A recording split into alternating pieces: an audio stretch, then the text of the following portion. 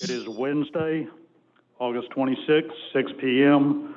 This Board of Commissioners workshop is called to order. City Clerk, will you call the roll? Mayor Hendricks. I'm not seeing anything. Commissioner Price. Here. Commissioner Hodges. Here. Vice Mayor Andrews. Here. Commissioner Douther. Here. Okay, first is public comment. Come up to the podium, state your name and address. This will be for anything that is not on our agenda tonight. Is there any public comment? Can you hear me? Okay. My name is Jerry Davis, and I live at 749 Sunset Cove, Madeira Beach. I appreciate the opportunity to address the board, but first I want to start with a big thank you to all of you, because as a local business owner, even during this pandemic, there is such a positive buzz around our city since the March election, and it's so refreshing to see the no-nonsense approach this board has adopted, and trust me, people in our beautiful town are noticing. So kudos and thank you all so much. I would quickly like to ask for a little guidance. Being the owner of 3 local businesses, I have the unique opportunity to speak with lots of residents on a daily basis. A topic has frequently come up, and I have been asked to seek out information to discuss a potential ordinance to allow hens within the city of Madeira Beach. Before I go any further, there will be nobody asking to start a chicken farm or engage in any commercial business, no huge coops or no roosters, no slaughtering of hens, and we would encourage no more than 5 hens per household. We believe that strict guidelines set by this board will make this a great success. I feel as though that we have an opportunity to allow families to provide free-range eggs to their health regimen and give parents the ability to have a fun and interesting way to engage with their children. Also, for those that are homeschooling right now because of the pandemic, I feel like teaching them how to care for animals and their environment is such an important part of their growth and development in their children. I've done some research, and we certainly would not be alone in adopting such an ordinance. The cities of Largo, Bel Air, Dunedin, Gulfport, St. Petersburg, and our adjoining unincorporated areas of Pinellas allow backyard poultry with restrictions like the ones that I mentioned earlier. All I would like to ask is what would be the next step in order to have an intelligent and informed discussion regarding this request. Thank you for your time and consideration. Thank you. Bob.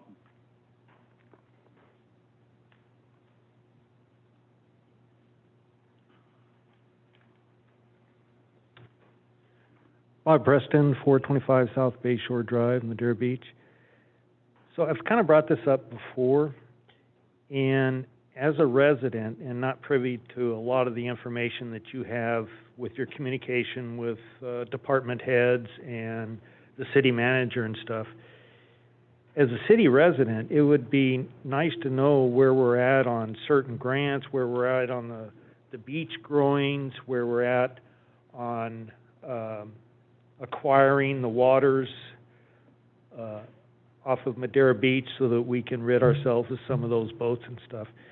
You know, there's just no, without calling you or something like that, there's nothing on the website, or there's nothing that provides information that informs the citizens of the things that you have discussed and requested direction, or you've asked the city manager to look into or to go forward with. And as a citizen, you're just left in the dark unless it happens to come up again, or you see it in the Beach Beacon or something like that. So it would be nice to have something either on the website or the city manager's report that this is the status of this is the status of that. You brought it up a month ago, 6 months ago, a year ago, whatever the case may be. This is where we're at on these issues, or we decided not to do anything with that. But I hope you can understand where you come from as a resident. Where are all these items that you have discussed and provided direction to the city staff, but there's no feedback? So the average citizen doesn't get any feedback. So it would be nice somehow for the average citizen, rather than call the city directly where we're at on this or whatever, that there is some feedback. Thank you. Is there any other public comment? Is there any electronic mail, Bob? There is, but it's under a particular item. Okay, all right, thank you. Okay, topics for discussion. Our first item is forward Pinellas priorities and legislative update. Mr. Blanton.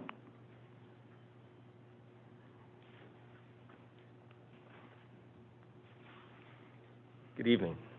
I'm going to do this. I think I can speak better. That helps, doesn't it? Mayor, Commissioners, thank you for the opportunity to be here. It's been a while since I've made my rounds to the city of Madeira Beach, and it's a pleasure to be back here. Every year I try to go around to all the cities, or as many as I can get to just get to know you a little bit and introduce myself and talk about a few things that are going on at Forward Pinellas.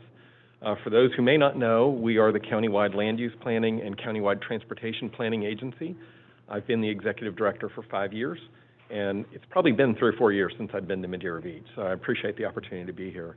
I just have a few things I want to cover today with a presentation. First, I want to let you know that every year we have a call for transportation projects where we invite local governments to let us know what they would like to see funded in terms of transportation in the community, and we have 3 of those projects. There's a little timeline on the PowerPoint presentation now.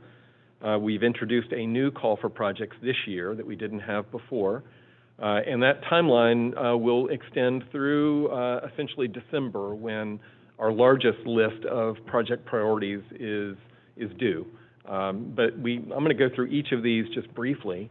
And I want to let you know that we've been working very closely with Pinellas County Commissioners and the County Administrator, Barry Burton, to address transportation needs in Pinellas County holistically. The county, about a year ago, was looking at a sales tax referendum to go to the voters to shore up the Transportation Trust Fund and provide some additional funding for PSTA and deal with a whole host of other issues. And due to the pandemic, that issue has been put on hold, and we're not going for a referendum at this time, but the needs are still there, and it may be a few months, but we will come back and start talking about that again for 2022. And I can get into that later if you want, but I did want to let you know that that was focused on reducing traffic congestion throughout the county, making our roadways safer, and enhancing transit services, primarily for economic opportunity and economic development in the county. Now, we do have a multimodal project priority list that we submit to the Florida Department of Transportation every year. It is the basis for FDOT to develop its transportation work program in Pinellas County. And this is the first year where we are soliciting applications from local governments for what should go on that list. Historically, it has been items that our board members have brought forward or that we have heard from our technical committee members, and we thought we needed to revamp that and have a call for projects. So essentially, it is projects that are larger in scope and larger in size. We have a minimum project cost of about $350,000. Each local government can submit only up to 3 applications. About 10 years ago, St. Petersburg submitted about 15 applications, and we don't want that to happen anymore. It will consider all modes, whether it's walking, bicycling, or highways, or transit. And we have some criteria that we have developed that are consistent with our adopted long-range transportation plan. I'll just briefly cover them: improving safety, improving mobility, fostering economic growth through redevelopment, for instance, enhancing equitable outcomes for all people in Pinellas County, protecting the environment, and increasing resilience. And we score all those projects, and then we rank them, and that's a new twist on this as well. Those projects, call for projects, are due in December. The second program I want to talk about is Transportation Alternatives. This is a federally funded program. It's for smaller dollar projects that, such as enhanced crossings, bicycle and pedestrian facilities, sidewalks, bike lanes, things like that. It is fairly rigid in terms of what we can do with that money. For instance, we can't spend a lot of that money on relocating utilities or acquiring right-of-way. So it is for construction of projects. And so there are prerequisites that we have to see local commitment. You have to have the right-of-way or an easement for the right-of-way already in your possession. And this is the kicker for smaller communities like Madeira Beach. You have to be LAP certified by the Florida Department of Transportation. What that means is that you have to go through a process of showing that you have the engineering requirements in-house or with consultants to be able to do the project. For smaller communities, they sometimes do LAP certification for an individual project and not for all things.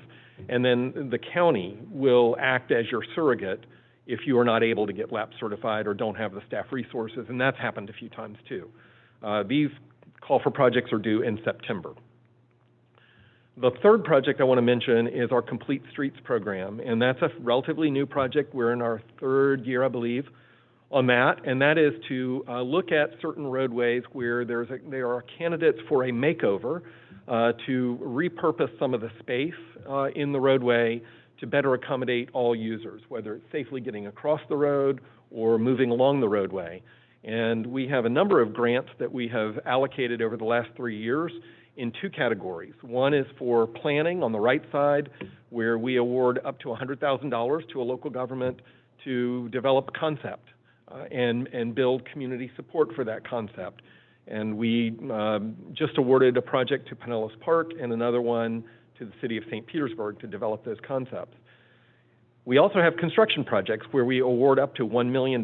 It probably won't pay for the full project in a lot of cases, but it can be a gap in funding that you might otherwise get from the state or from your own city.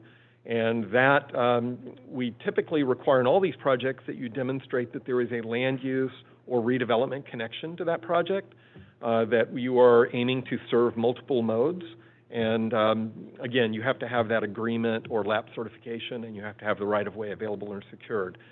The city of Dunedin just was awarded a $1 million grant for State Road 580, where the Pinellas Trail crosses in their downtown area, and we've awarded another project to the city of St. Petersburg for that one.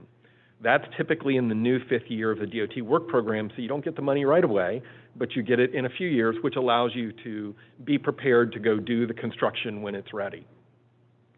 I mention all this because we also have legislative priorities that we adopt, and it's important that we go through the process of our priority process and working with the DOT rather than going to the legislature to get the funds for your transportation project. And I'll speak more about that in a moment. About 3 years ago, we initiated a legislative committee. It's currently chaired by Commissioner Dave Eggers, who is our chair of our board. And the adopted policies from last year for the 2020 legislative session are here. I'm just going to briefly go through each of these. Supporting urban agriculture, we had a bill filed to allow local governments to enable community gardens to produce locally fresh foods. We have a lot of food deserts in Pinellas County, and this bill did not advance in the legislature due to some opposition from the Florida Farm Bureau, because there's a very strong right to farm law in Florida, and they felt like this would infringe on that. We have worked with the bill sponsors, and this does not do anything to infringe on that. It really says if you're already urban and you want to bring the garden to an urban area, then this enables that, as opposed to encroaching into farmland with subdivisions and things like that. Protecting trust funds is another big one for us. There is the Affordable Housing Trust Fund that the legislature typically raids every year and uses that money for a myriad of other projects. This past year, they retained the Affordable Housing Trust Fund intact for the first time in over a decade, so we're very pleased with that. Not sure how the budget situation will end up. And also we have the Transportation Trust Fund, which is how the DOT spends its money. And historically, the legislature has swept anywhere from several $100,000 to several $1 million out of the Transportation Trust Fund, and we're hoping to avoid that again. We also have a policy of supporting flexible and sustained transportation funding. One of the challenges we have in Pinellas County, without getting all the words here, is that we are, as a developed county, limited in how we can use transportation dollars because a lot of the funds are specifically earmarked for things like highway capacity and building new lanes on our roadways. And we, in our long-range plan that goes out to the year 2045, had to do a financial estimate through the year 2045, and we told the state about $400 million that you would have ordinarily given to us, we cannot use, because that money is only for highway capacity projects. And outside of US 19 and outside of the new Gateway Expressway and I-275, we don't have really any projects that we're adding capacity to. And so we've got a few, but by and large, that money would be used in a lot of different ways and a lot of better ways in Pinellas if we had more flexibility of funding. So we're going to continue to fight that fight. Stopping distracted driving is another issue. The legislature did pass a law last year that enabled texting while driving to be an offense and not to be a secondary offense, and that's a good step in the right direction. There's probably some more steps that we can take to make that a safer part of our driving experience. The next one I'll mention is just maintaining the MPO authority for apportionment, and that's just a lot of words to say we want to be able to govern ourselves without the legislature dictating to us how we set up our board. And right now it's very representative of all the communities. You're represented by Mayor Cookie Kennedy of Indian Rocks Beach, who represents the beach communities. That's part of our apportionment plan. But there have been instances where the legislature tries to force MPOs into merging, such as us in Hillsborough and Pasco, or they do other things to restrict your membership. And we don't think that's acceptable because there are federal laws in place for that. And then the last point, which you may very well have dear to your heart, is home rule. And as you know, the legislature has, on a series of issues, eviscerated some aspects of home rule where they have dictated from Tallahassee what you can and cannot do, how you can spend certain funds. And that's another one where we try to have a pretty strong show, and vacation rentals is probably the biggest issue that we've been facing on that home rule front for a long time, where they've now taken away some of your abilities to regulate vacation rentals. So last year we did have a legislative fight over the rectangular rapid flashing beacons, those flashing yellow lights at crosswalks that you have so many here on Gulf Boulevard. And those were pioneered in Pinellas County back around 2000, 2004. And we have over 400 of these devices throughout Pinellas County. Last year, due to a tragic crash in Brevard County, a legislator filed a bill saying you have to turn all of these flashing yellow beacons to red within a year, or you have to remove them. And the reality is most of these flashing beacons are at locations where you cannot put a traffic signal. It does not meet the warrant for a traffic signal, or you can't put another type of device like they have just installed on Park Boulevard called a hybrid flashing beacon or a hawk beacon. And those also have warrants to meet, and you can't put those everywhere. So we would have been faced with a situation of being forced, again, on your local dollars or county dollars to remove those. And Pinellas County estimated that would have been as much as a $20 million hit to Pinellas County. So fortunately, that bill did not pass, but it made it all the way through in the House, and it got voted on by the floor, and then it made it to its last stop in the Senate before the Appropriations Committee killed it. So I expect that bill to be back, and we're going to be having that fight again. The reality of these rapid flashing beacons is that they are extremely effective. They increase motorist compliance by 80% of yielding to pedestrians in the crosswalk, which is their legal right to be in the crosswalk, and cars have to stop when you're in the crosswalk. So it's just reinforcing that safety aspect. And then and it reduces pedestrian crashes by almost 47%. And it's a very low-cost project. These installations typically run from anywhere from $2,000 to $6,000, depending on the setting, and that's pretty cheap. A traffic signal is going to cost you about $50,000 to put in. So just a heads up that may come back, and we may be at that again. Just some legislative issues to monitor for 2021. We have not established our priorities, so I'd love to hear from you. If there's anything you think we ought to pay attention to that you don't see on this list. We know the city of St. Petersburg is looking at broadening the flexibility of local governments to use Penny for Pinellas for affordable housing. Right now, that can only be used to acquire land. They would like to have some more flexibility to have it go towards underwriting the cost of developing affordable housing. Budget restrictions due to COVID-19, we're going to monitor that situation and try to protect the funds that are already coming into Pinellas County. But we know the Revenue Estimating Conference for Transportation has projected a $1.5 billion shortfall for the state of Florida in transportation revenues due to sales tax, gas tax, and other kinds of reductions. Further restrictions on local government's ability to raise local revenue, restoring local government's authority to regulate vacation rentals, respect and affirm local government's authority to regulate character of their communities through land use regulation. We had a bill that almost passed that would have taken away your rights to regulate land use through such as building design and building setback and building orientation. Fortunately, that didn't pass. And then the last one is increasing state funding support for local resiliency planning. For instance, constructing seawalls. Right now, that's on the local property owner. And if only one property owner does it and not everybody, it doesn't really have much effect. And so those are kind of issues where the state's going to have to step up or the federal government's going to have to step up, especially in a coastal county like ours.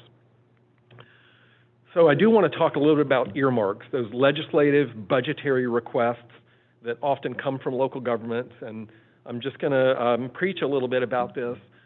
We have several problems with earmarks when they come in through the budgetary cycle. First and foremost is earmarks when you go to your legislator and they put something in the budget on your behalf as a local government, they're not growing the funding pie, particularly for transportation, because that money will come out of the Transportation Trust Fund 99.9% of the time. And even though we can request that it comes out of the general fund, something magic happens when it gets into committee and in the legislative process, and even if the legislator is pushing for that, it ends up coming out of the Transportation Trust Fund almost every time.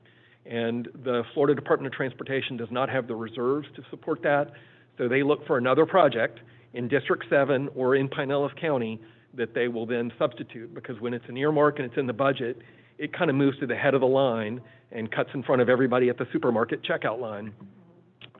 DOT, if the governor vetoes that earmark, then DOT is prohibited from touching that project for a full year. So if you're looking for partial money and you have some money, let's say you're working on design and what's earmarked is construction, maybe a year or two away, and the governor vetoes it, then they have to stop design work. So it can have a real serious consequence. It's a risk that I wouldn't be willing to take if I had a project that had already some legs on it. And then finally, earmark projects only include one phase of a project. So if you get an earmark for design, but you really want to look at alternatives and vet those alternatives before you get into design, then all they can do is design. And we ran into that problem in Clearwater where we had an earmark for the Clearwater Memorial Causeway Bridge, and it was for design. And the city of Clearwater still wanted to look at alternatives and couldn't agree to what DOT said is the only design solution they can come up with. And so we ended up spending 60% of that on design, and that project went nowhere, and that was a waste of money. So we really want to avoid those pitfalls. So I do have a solution. Well, first let me just tell you a little more sad story. So last year we had an earmark for the Tampa Bay Area Regional Transit Authority, $1 million. It was a goodwill earmark. T-BARTA needed the money. But that meant that PSTA lost $1 million that was slated for an aging and undersized transfer center in downtown Clearwater. Another earmark in Hillsborough County cost the elimination of 5 other safety projects that DOT had planned to fund. So that's the problem there. So what I recommend is that you work with us if you have a transportation project in particular, rather than going the earmark route. And we can also help you look for other grant opportunities, such as Safe Routes to Schools or the Safety Improvement Program. And if you really want a drainage project, then let's get a drainage project and not a transportation project masquerading as a drainage project. That's sometimes a problem too. We're happy to work with you. So if you're thinking of going the legislative earmark route, and I'm not suggesting you are, we can help you with the call for projects that we have, so you go through the legitimate process. We can help with funding other sources, finding other funding sources. or we can identify other projects that may be affected by your earmark, or maybe build a better project for you. And then finally, if you are bound and determined to have an earmark, work with us and we'll at least help you get the language right and make the right request and work with your legislative delegation so that we can at least do it right. And on that note, I will open it up for any questions that you might have of me. And again, thank you for giving me so much of your time tonight. I appreciate it. Thank you, Mr. Blanton. I do have a quick question. I would hope some of this comes through you, though I know it's a PSTA issue. That is, I would love to see a route, an express route from Johns Pass Village to downtown St. Petersburg. I think they're doing one to St. Pete Beach, from St. Pete Beach to the downtown area. But Johns Pass Village is the #1 tourist destination in the county. And downtown St. Pete is quite a tourist destination. So I'd love to see those two connected with an express route. Thank you for that. Madeira Beach was one of 3 communities that was evaluated when they looked at that Central Avenue bus rapid transit line, now branded the Sunrunner. And for whatever reason, as they looked at their ridership projections and cost considerations, they selected St. Pete Beach. That's proven to be a very tough road to hoe because St. Pete Beach, as you may know, as well as South Pasadena, have gone on record opposing this project, and it caused a lot of consternation. But finally, the administration and the federal government did fully fund that project. So it will be under construction shortly, and it will be up in operation next year. So I'm hopeful and I'm confident that that will be a very big success, and it will spur other efforts. And it's not lost on us or PSTA that this is a very good market for better transit service, and a direct connection to St. Pete Beach makes tons of sense to me, maybe via Tyrone Square Mall and get you through that area. So I think that's the weak leg of our 3-legged stool for transportation. We do pretty good with our highways as best we can in a county like ours. We built a magnificent trail network, but our bus system is historically underfunded and really struggles to provide good service with the revenue that they have. So we're going to continue to work on that front, and I appreciate you bringing that to my attention. Okay, thank you. We have great parking down there, too. So if they drive and park there and ride the bus to downtown, that'd be great. Thank you. I have a question. I know earlier in your slides you said like any mode of transportation. We used to have a ferry service with a route, and it quickly collapsed, despite the fact Tampa seems to be just bursting and growing, and, you know, we need to look at their model, obviously, but is that also something that you could help us with? It is, and we've been kind of working that issue for a few years now. Yeah. I actually, in 2003, wrote the first water taxi feasibility study for this county as a consultant. And we have a waterborne transportation subcommittee that we formed, and their first meeting is October 9th. It was going to be back in March, and then all this happened. So we've rescheduled that for October. We'll make sure that you all are given an invitation to that. It's a workshop to kind of get everybody up to speed on the state of the practice right now in our region, and then provide some guidance and direction about how we move forward with creating a sustainable program for waterborne transportation.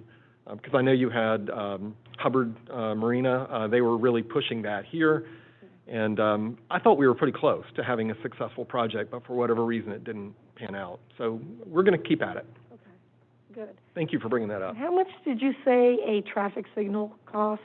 They can cost as much as $50,000 per installation. Okay. Yeah. Got it. Okay.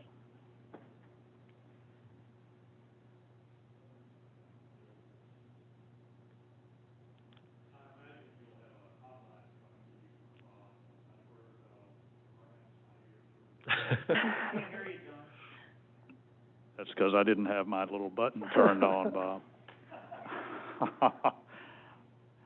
No, I just said that Bob would probably have a hotline going to Mr. Blanton because when I heard the word grants, my ears really perked up. So I'll be I'll be burning Bob's ears on that. So thank you very much for your Good. presentation. Could you leave us a card? I Could you can, leave me a card or several? Okay. sure.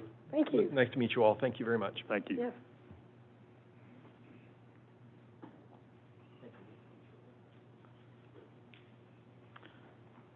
Okay, Mr. the Mayor, next, yes. we can, if I can ask your indulgence to, we do have Ian Boyle here from our Waste Connection for our curbside recycling. Can I ask to accommodate him and move his item up? Yes, that would be item G. We'll move it to the next subject.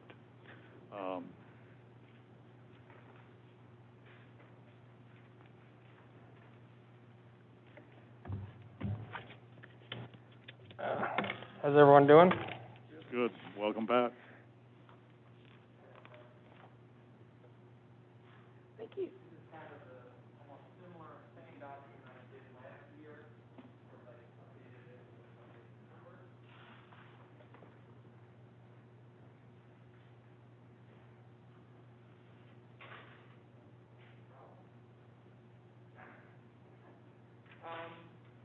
Last year, about 44% of our material coming into our MRF in St. Petersburg was contaminated, which is basically a mixture of your just normal garbage and then the rest of it being glass. New numbers in 2020, about 31% of that is just garbage, and then the rest of it, the 19% is glass. So we have about 50% of our material, which is basically taken to the waste energy plant. And just to let you know what changed there, in 2019, one of our biggest contracts, Pasco County, due to cost, actually removed glass from the stream. So there's no glass being recycled at the curbside program in Pasco County. We also brought in another larger contract, which actually was very highly contaminated, and we've been working with that county to try to bring that down. So that's kind of what fluxed with the numbers. As far as the rest, mixed paper, cardboard, all that's pretty much stayed about the same in the stream, about as far as what the percentages are. The biggest thing with recycling, why it's cost a lot of money, is that on the back end, the value of the product has decreased quite a bit. We actually had one product go up in price, actually had an increase, and that was HDP natural, but it's only 1% of the stream, so it doesn't really move the needle. And then you can see at the bottom just the tonnage price, what we're actually getting for those materials on the back end, and what we're selling it for. This topic, or this conversation about the cost of recycling comes up quite a bit. It's not just Madeira Beach. Every contract, pretty much, every hauler in this industry, not just Florida, but all around the country, every contract is being looked at. Just in the past 30 days, I've gone through 5 bids and 3 transitions. A lot of it because the recycling costs, any contracts that were in place prior to 2018 basically, are upside down, unfortunately. If it's a recycling-only contract, same thing I said last year, but in 2018, a recycling-only contract like yours went from making money to losing money within 30 days. Any contract that was basically solid waste and recycling, the margins became less. And unfortunately, it's forced all of us, everybody, all our competitors, to kind of tell municipalities to, you have to put your contract out to bid. It's got to be corrected by the market. So that's kind of where we're at. Nothing has really changed. There has been some movement. I know that obviously every municipality, especially we're in this very unique time, are obviously looking for ways to cut costs, and I understand that. When it comes to our service with Madeira Beach, we have a really good relationship. I think when I was talking to Jamie, one of the things, some municipalities looked about is getting rid of the program, just kind of getting rid of it. If you get rid of the program, it doesn't get rid of the material. So all that material then comes to garbage. So the 550 tons that you recycle in Madeira Beach would just become garbage, and then your department would have to dispose of that. So that cost kind of doesn't go away. The other thing about, I think, ending a curbside program, it's really up to the municipality if they're, ready for phone calls, the press, the media, because there was a couple of municipalities on the east side, South Deerfield, if I remember. They tried to shut down for about 60 days. The phone calls and the media was too much. They brought the program back. So, and that's just kind of, you know, looking internally if the city would like to do that. So I wish I could come here and say, do A, and then we can bring it down $3. But there's not, I don't have that answer for you, and I apologize. But this is just something we're dealing with all throughout the area.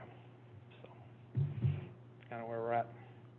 I'm here to answer any questions. I brought my colleague, Bill Krimmel. He's our site manager.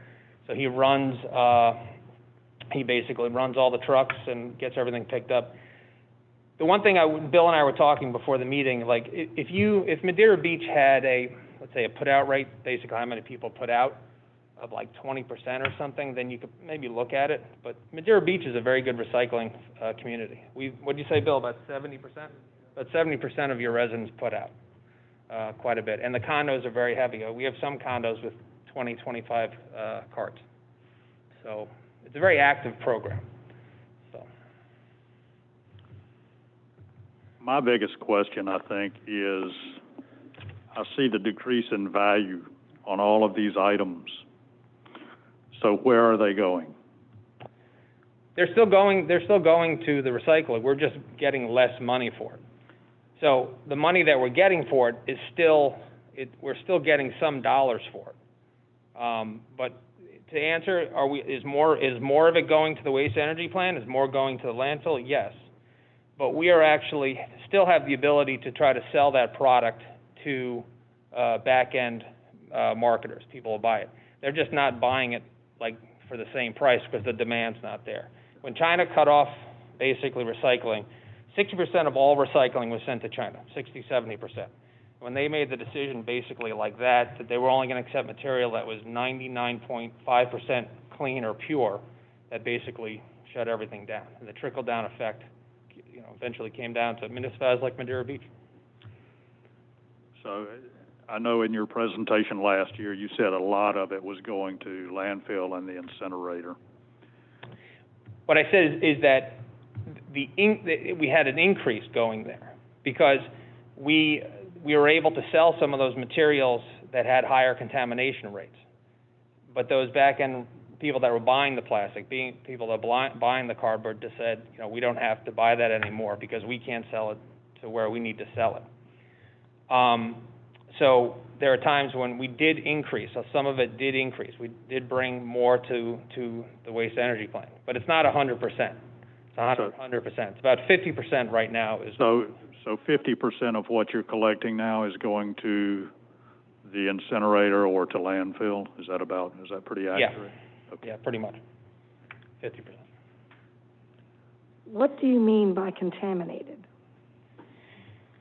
Well, like for instance, if material is wet, let's say you get material that's wet, back-end buyers won't buy it.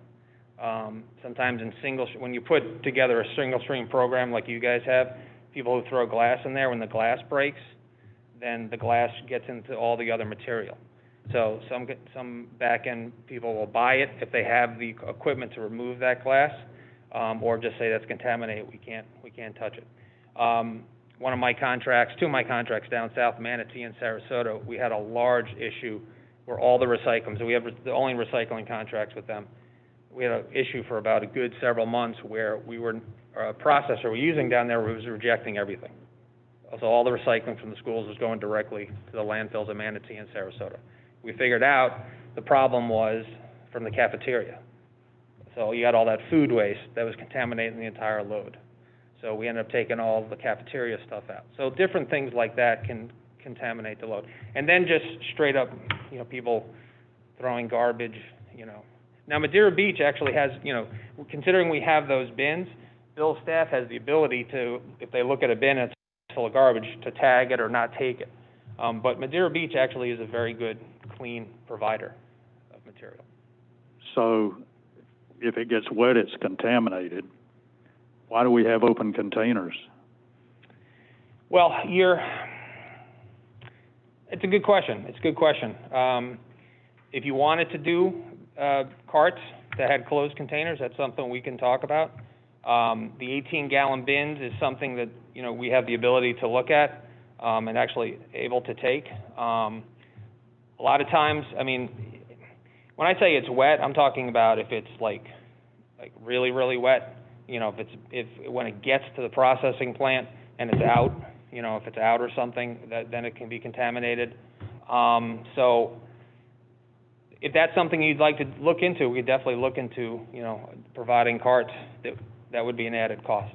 That's the only point. Well, I just look at the fact that, you know, a lot of people keep their bins outside.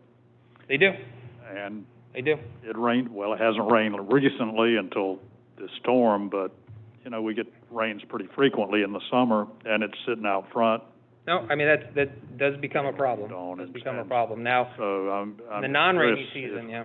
if we're not shooting ourselves in the foot there on contamination. Again, when you say, Bill, I mean, Madeira Beach provides clean stuff. So we do get clean stuff from Madeira Beach. Now, it's when we put these costs together, it's basically one large, you know, it's a large, we look at it through the whole county wide. And the biggest thing is, in Pinellas County, it costs $39.75 to burn it. It costs anywhere between $85 to $100 a ton to process it.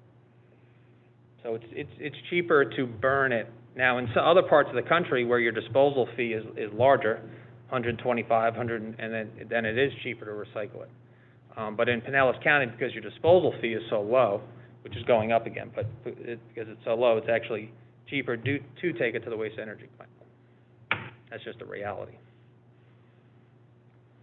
Did you say that Madeira Beach recycles 550 tons? Right, about 5, yeah. Is that per year? Yeah, that's all the condos and all the residents. Is that per year? Yep. Okay. Yeah, it's per year. And that's every year we provide that information, which then you provide to the county. So we're taking 225 tons of that to the landfill and incinerator. Well, overall, the entire MRF. Now, Madeira Beach has cleaner material, so more of your stuff is actually being processed. But overall, when you see what we have to deal with at the MRF is where you provide, you know, where we bring our processing. So, and it's like anything else. Any material we bring has to go to a certain place. So you either bring it to the waste energy plant or you bring it to a processing plant. And to run a processing plant, they have their costs. And because the overall stream of what those recyclers take in, you have what I provided, then you can it actually affects their cost. That's why when certain haulers or certain processors, you have a municipality, like for instance, we have, and I'm not going to name the name of the county, but we have a county that's providing us basically just trash. You know, people are not using their recycling bin, and we've been trying to work with them, and it's not going well. Then you have other counties, like, you know, we're the processor for Hillsborough County. We process about 66,000 tons a year for them. At the beginning of their program, it was contaminated, but over the years, they've worked to bring that down. But they actually have a lidded program, so, and they actually have the automatic arms over there. When you have a single stream program with carts, you have higher contamination because you can't reject it at the curb, So although Madeira Beach is doing well with its recycle, we're put in a pool, a big pot with everybody else. It doesn't really help. Yeah, because our cost for those 550 tons is about $85, $90 a ton for us to process it. When we started the contract back in 2010, you know, it was half that, a quarter of that. But over the course of the time, because of the fact that, you know, because the way processing plant works is that you get a processing fee coming in, and then you sell the product on the back end, and that's where all your revenue comes in. When your revenue basically goes away, then you have to make it up on the processing side. So that's kind of where we're at. Now, Madeira Beach, again, provides very clean material. It's a smaller contract, whatever, about 2,000 homes, give or take, but it's part of one larger kind of. So. I wish I had better news because I've only been dealing with this for 2.5 years, and they're not comfortable conversations, but they're just the reality we're kind of living in and working in, so. Yeah, and probably that market's not going to get better for a while with the economy like it is. Well, what's happening is that considering China created this system where, this public-private system to allow, to build these big plants in China to use that material. Well, then they shut everything down. Those plants still that material, but unfortunately they're set up there. So a lot of them are now setting up plants in other parts of the country, United States, but, it takes time, because those companies didn't see it coming either. It'll just kind of happen like that. So it takes 2-3 years to get something up and running. So, because there's still demand for products, there's still demand for cardboard. Everyone gets probably a package a day from Amazon, especially now in this pandemic. That's why the cardboard prices you see going up, because there's a lot more demand for that cardboard. So, hopefully we can wait it out. Hopefully in maybe a year or two, we can have a conversation where everything's going better. We can rework the contract. But right now, that's just kind of what we're facing. So. Any other questions? Mr. Mayor, I have one. Would it behoove us if we pulled out the glass?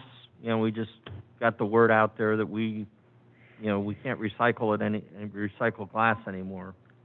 Would that help the contamination, or?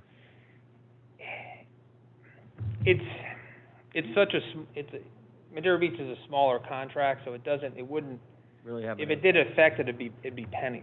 I mean, for us, for our processing plant, when you're looking at, us processing, the amount of tons that we process, it doesn't really move the needle that much.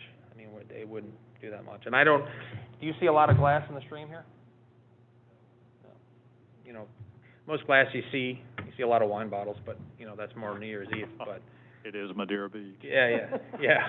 So, I don't think, to be honest, it wouldn't affect it that much. Thank you. You're welcome.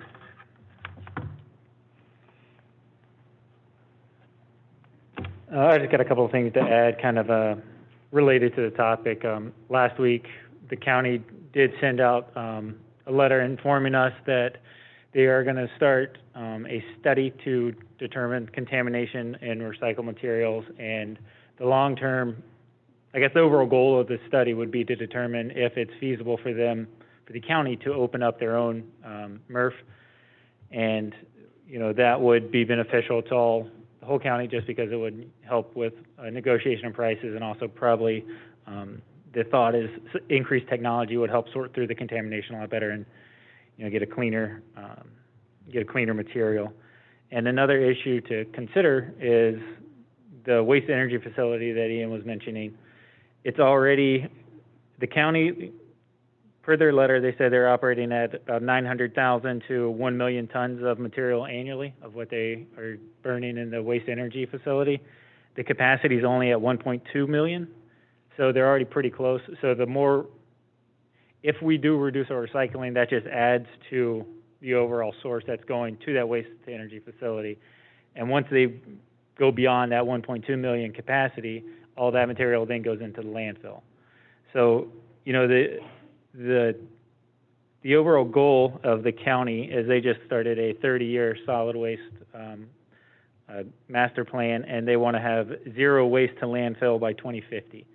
So as much as we can contribute to the recycling to alleviate some of that burden on the landfill and the waste energy incinerating facility, the better for the county, better for the environment and all that. So long story short, they've invited us to participate in it, and for our city to take part and have samples taken from their study, it would be $700 for about a 90% accuracy, which is the industry standard. That $700 can be taken from a county recycling initiative that they provide to us, so it'd be essentially no cost to us, because we have money allocated that the county gives out for recycling initiatives anyway. So my recommendation would be that we do participate in that, and it could give us some additional information that might help with the price of recycling. Jamie, do you know how much Madeira Beach pays per ton for garbage disposal? I don't have those numbers right now. It's kind of, well, I could get for just the solid waste, not recycling? Right, Okay, solid waste, yeah. I don't have that right now. I We did, can- but just in case. I could go back and look at the receipts that we get from the landfill, because we get, receipts every trip we take, so that's something that I can provide if that's Okay. something you're interested in. Well, it is, it just, would give us that times the 550 tons, it just makes our recycle contract that much cheaper, I guess. And, we signed this agreement in January of this year, and it's a 3-year agreement, so I don't think there's a whole lot we could do this year about it, nor want to, really. All right.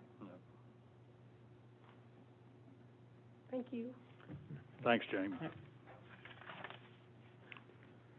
Oh, sorry, one last thing. If we do decide that, recycling is something we want to eliminate, I think it'd be very helpful to get I believe Commissioner Price had mentioned, a survey for all the residents to make sure that, they're all on board with it, and, just to get a sampling of all the residents before we make any big decisions regarding it.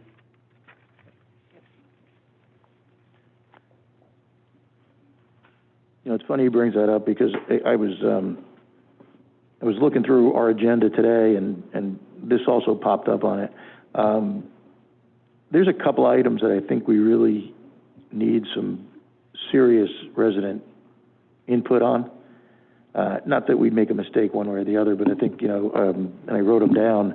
And we could talk about the 4-way stop tonight, but I think that seems to have generated a lot of buzz, and I really want to hear what the residents have to say about that. The library contract, I really haven't heard anything since we made that decision. I haven't gotten the calls. I got more calls on the 4-way stop than I've gotten anything in recycling.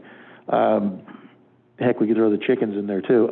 Just have a town hall one night and bang it out. I don't think these aren't topics that'll take 3 hours to discuss, but I think it would be a really good idea, especially on something like this with the recycling. You're right, we definitely need that number to find out exactly how much extra we're going to have to pay in dumping if we were to even consider removing the recycling contract.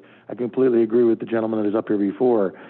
The press will get a hold of this, and we'll have some answering to do. But I think we need the community backing on all 3 of those projects. So just food for thought. Thanks.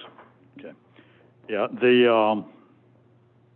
on the recycling, if we keep the recycling, I guess we're, a couple of years away anyhow, apparently, with this contract.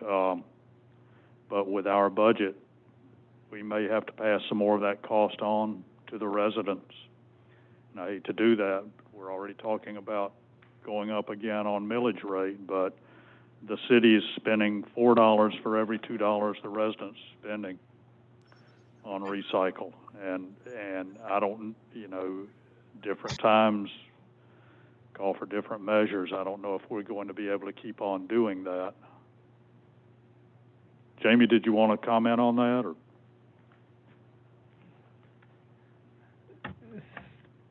So that's how the recycling is paid. It's built into our solid waste fee, so the residents are paying for the recycling one way or another. Andrew and I have discussed evaluating our solid waste fee because they have not been updated since 2015. So that is something that we're going to look at together and see if it's something we need to adjust to, balance out the sanitation fund and also, keep in line with the Pinellas County's tipping fee increases. So that is something that we have discussed and something we're going to look into. Okay. Thank you. So I know we cannot, since we've already announced what we think our millage rate will be, and we're capped at that number now, right? We can only go down. So the solid waste fee is something we can increase if we have to with the with the tax bill? Yeah, the solid waste fee is on utility bills, so we'd work in concert with Pinellas County to provide them the rate change information. There's an implementation cost associated with enacting that on their end, because it's going to be in their bills. But if that's something we wanted to move forward with, then we would be working with Pinellas County on that. Okay, all right, good, thank you.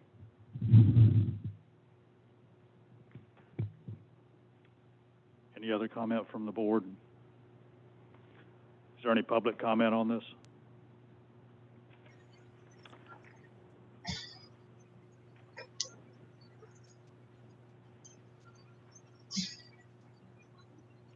Ray Kerr, 583 Johns Pass Avenue. I don't have a dog in the fight, but typically any service contract, you would have a 60, 30, 90-day clause to be able to get out of. So you don't have to stick with it for 3 years, typically. I don't know how this one's written.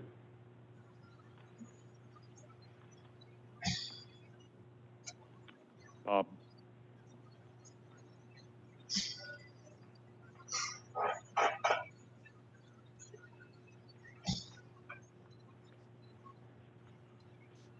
Bob Preston, 425 South Bayshore Drive, Madeira Beach. All of you pretty much know me and know that I'm more on the environmentalist side than just trash it and throw it away. But, you know, the $168,000 that we're paying for half of it, and it's probably going to generate even more into the landfill, it just doesn't make any sense to me. I mean, that's $168,000 that we could use some other area to improve people's lives in this community in a different way. You know, I looked at in the areas like on the East Coast, they had, for recycling, you'd have three different bins. You got plastics, you got paper, and you got glass. And we don't do any of that here. I mean, they're truly recycling on the West Coast in areas like that, but we don't do that here. It all goes in one great big mess. And I watch it go into the recycle truck, and it just, everything gets mixed together, and it's wet, because you can even see water coming out of the truck at times. So it is contaminated. So, you know, I don't know if we can get out of that contract. I read over it. It says you can add years, but it doesn't say anything about Yeah, you can only suspend. Pardon? You can only suspend it unless we I thought it said act of God or something like that, but. suspend it with 10 days written notice, but it doesn't, it's still a 3-year contract. Right. So, anyway, I just, I mean, I really think we could use $168,000 someplace better in the city. But I agree with Doug. It's a issue that you gotta let the people know. They think that their recycling is going to something really good, and they're doing something really good. But if they really knew that half or more of it's just going into the landfill or it's getting incinerated, they might realize that, hey, we can use that money someplace else. It just doesn't make any sense. And it might encourage Pinellas County to, and I don't know what the MERV stands for, but it might encourage Pinellas County to step up on their recycling point, and then we can jump back in again with Pinellas County. So, thank you. Thank you, Bob. It might be something we may want to think about is jumping out and then jumping back in when the market comes back too. If so much of it is going to the landfill or to the incinerator. It's just a thought. Is there any other discussion on this?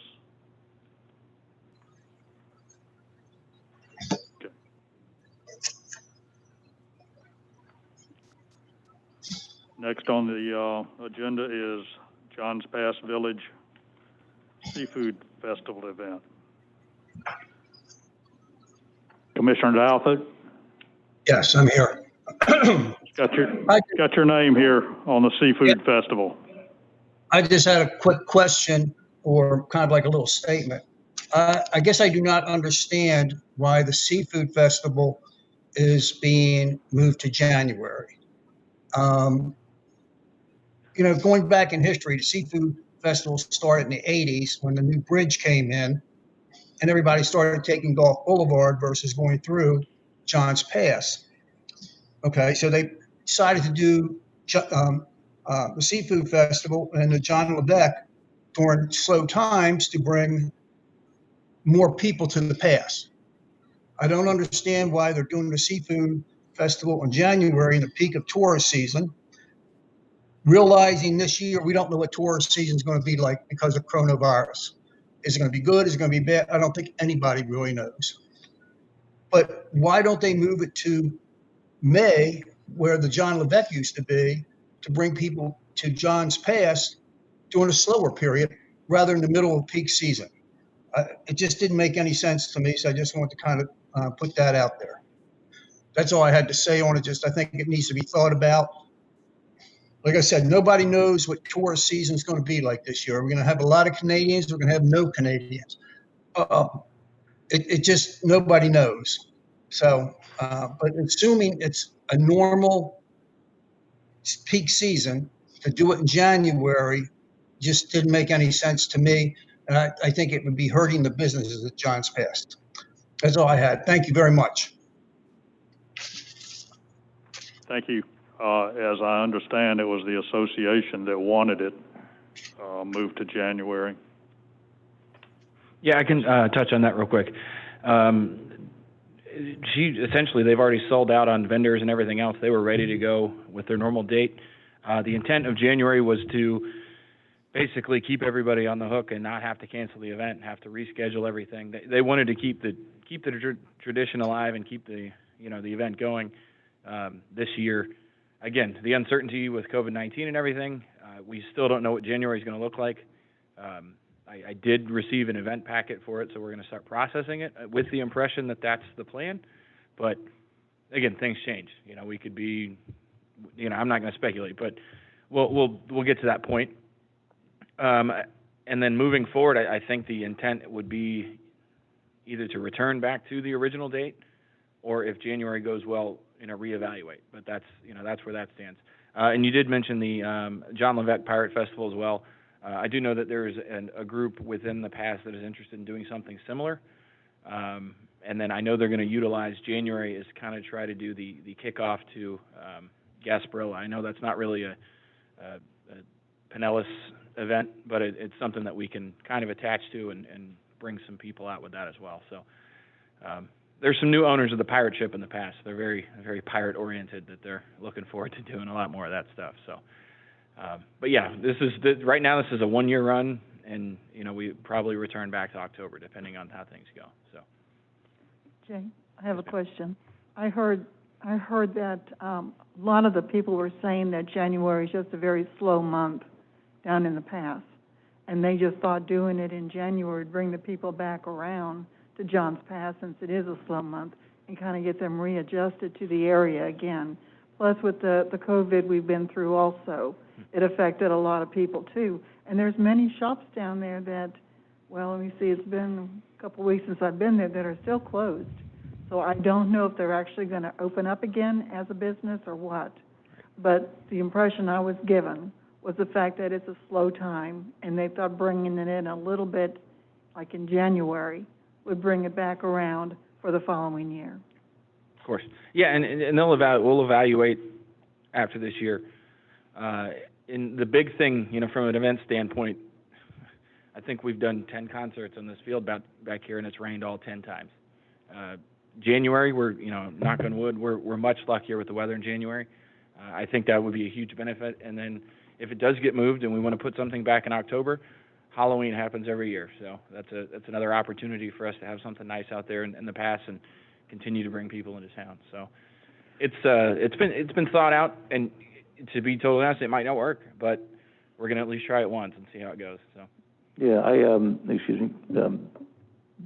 when I spoke with Sonny about this, obviously October was gonna be a little dicey anyway to try to get it done. The intention, as I know it right now, is to keep the October date. So pushing it to May and then October, I mean, it could happen. I mean, it's just a lot of work to try to coordinate through. So I agreed with Mr. Douthert on a bunch of that. The one thing, and Nancy, Commissioner Hodges, you're spot on. If my store is any bellwether, and it usually keeps pace with kind of the times at the pass, September and January are by far my slowest months. And January is a lot of Canadians, but I have a feeling, based on what the travel restrictions are from Canada right now, my mom's, where she lives in her little development there, none of the Canadians are coming down this year. So, this is just kind of a last-ditch save effort as far as what I know about it, that we're going to try to do it in January. It may not happen based on what's going on, but I think if it's postponed after that, I think we'll just wait until October. I think that's pretty much what the plan is. January works for me. I think they know best. They're dealing with it every day, every month. All right. Thanks, Jay.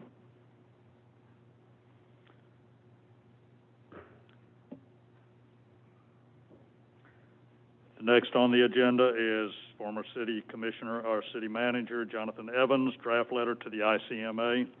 Commissioner Price. Well, I guess first we need to know from Bob what Jonathan Evans self-disclosed. And I guess, Bob, go ahead and explain to everybody what past. And I checked my notes, and the workshop meeting of September 24th, 2019, there was discussion on this issue, and from what I can recall, it was a decision of who was going to write a letter to ICMA. So I volunteered to write the letter to ICMA at the time, and I started out the next day calling to see who I write the letter to. And when I called up there, you get the normal runaround for different people, and I finally did get somebody that told me that Mr. Evans had self-disclosed. Well, I'm assuming he said there was a self-disclosure, so I'm assuming it was Mr. Evans. They didn't tell me that, and that there were sanctions. And when I asked what the sanctions were, they couldn't tell me. So I went back individually in my meetings with the commissioners at the time and the mayor and explained what the situation was and what I found out. And that's where it's at until the issue came up again, and I think Mr. Trask has been in contact with them. Mr. Trask.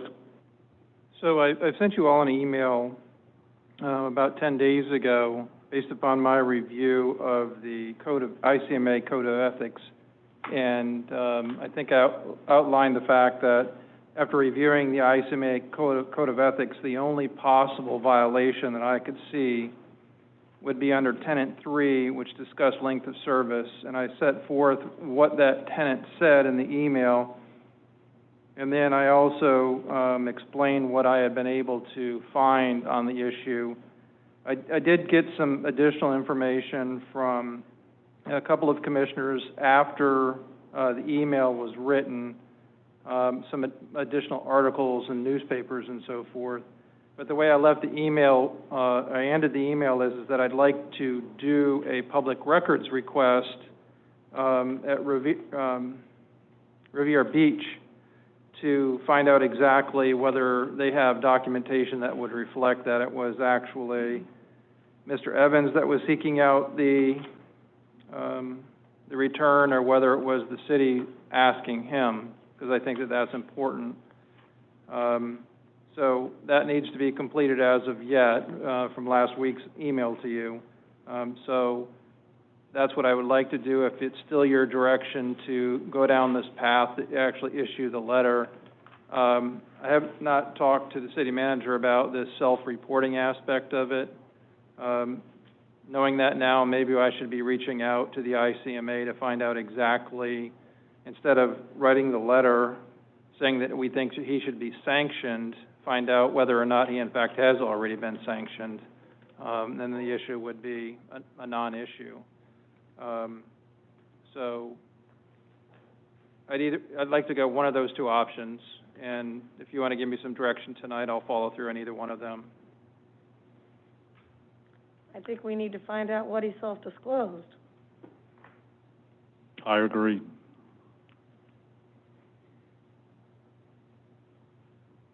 Good.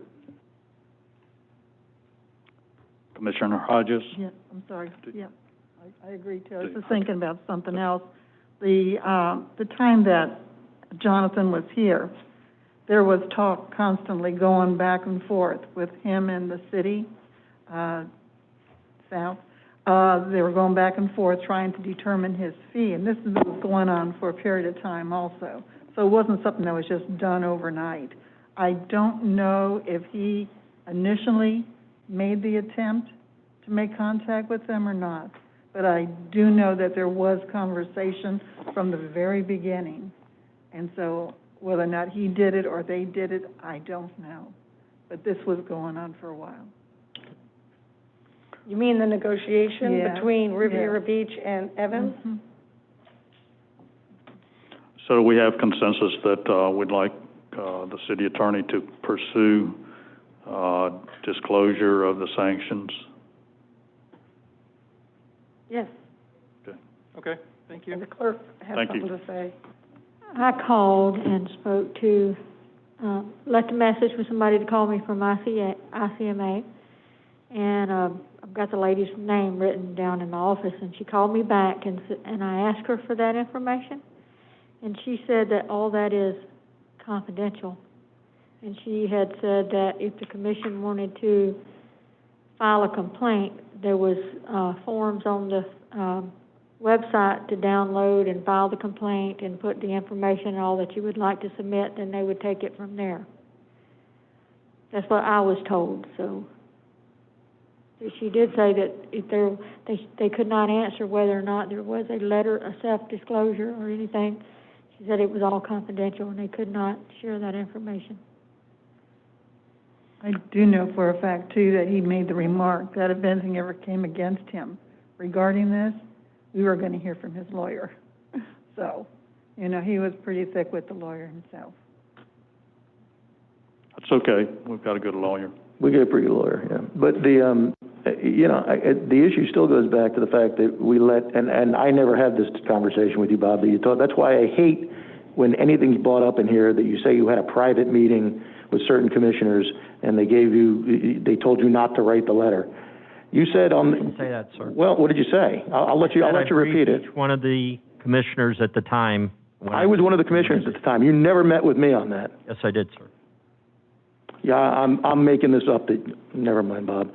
The letter, there was never a time where I told you or I mentioned to you that you shouldn't write a letter. We were going to write a letter that he didn't stay his 2 years. That's all we were going to say.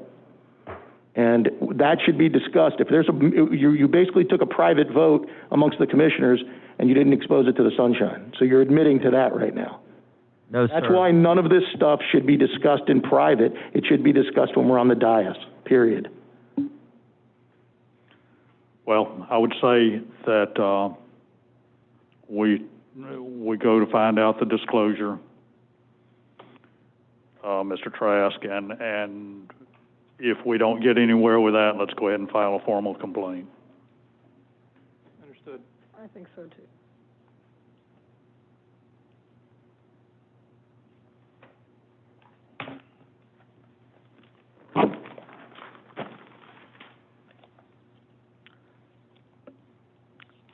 Next on the agenda is rewriting the Marina Audit Media Release issued January 23rd, 2019.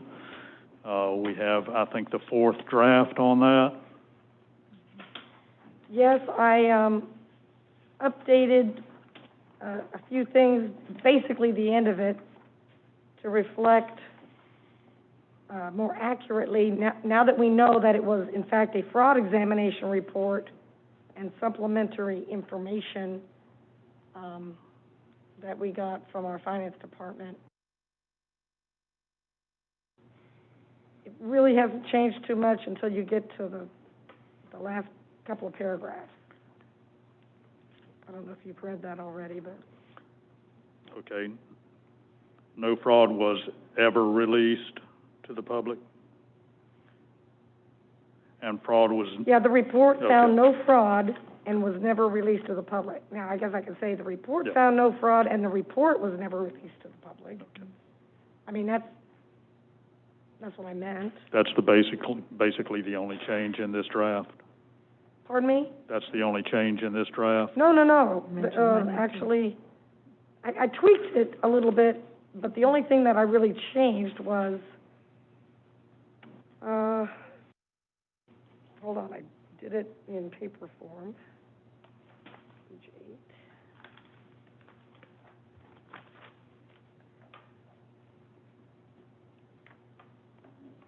8. Really no changes. I cleaned it up a little bit in the first paragraph, but no changes until finally, there at the bottom.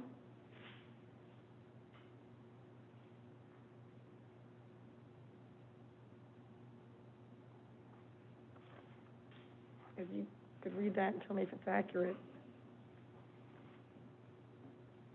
Okay.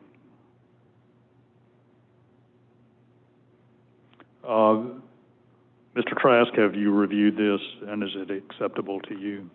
Yes, sir. I have reviewed the fourth draft, and I don't have an issue with the language in it. Okay. It's acceptable to me. Can I ask a question? Yep. I'm just curious on this, since we paid $50,000 to have this done, and it came back not showing that we didn't do an audit. Right. You know, is there any way we can get any of that money back?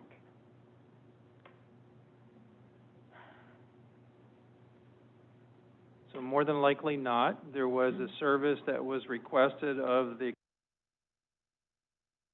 based upon the funds that were agreed to. They did the work and they were paid. So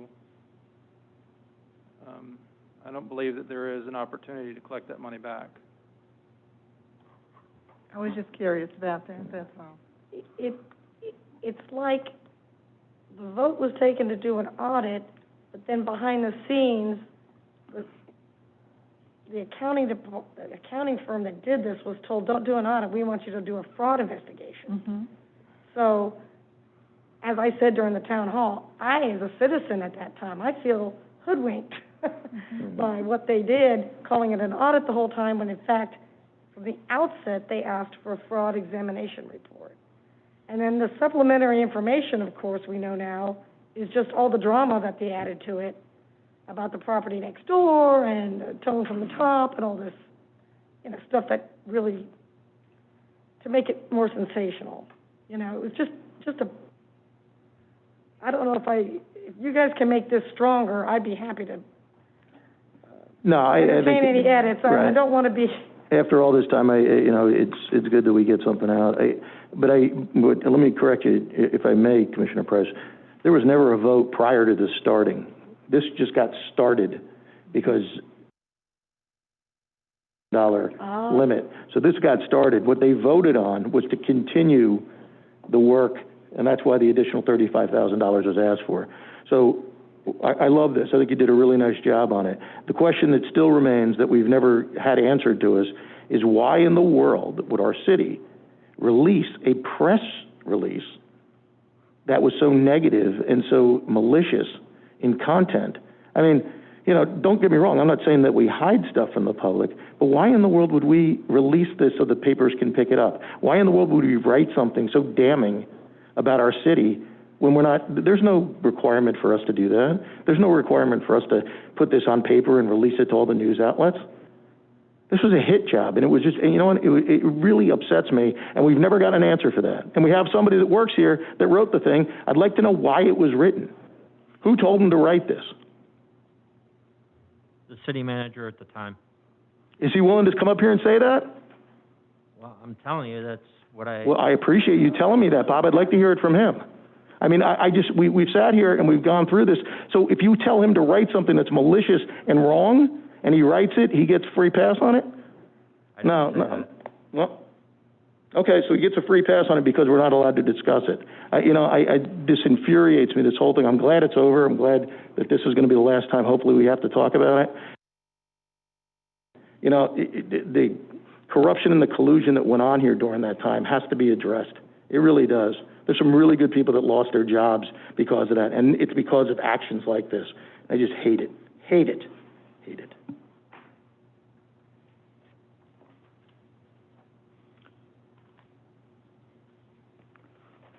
So do we have a consensus to publish this as written? Yes. Yes. Yes.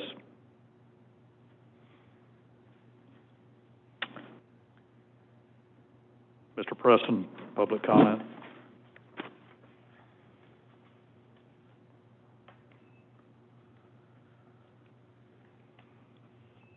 Bob Preston, 425 South Bay Shore. It seems like I come up here way too much. Doug just said it's over. It's not over until Marciano gets his job back for the city and does what he was doing before. I'm having trouble hearing you, Bob. Can you hear me now? Yes. I said, Doug just got through saying that I'm glad this is over, this gets rid of it, basically. But it's not over until we reinstate the man that the previous commission tried to ruin his life because of one of the vendetta by one of the other commissioners that were on at that time. Dave Marciano needs to be reinstated and given his time back and work for the city again. Thank you. Thank you.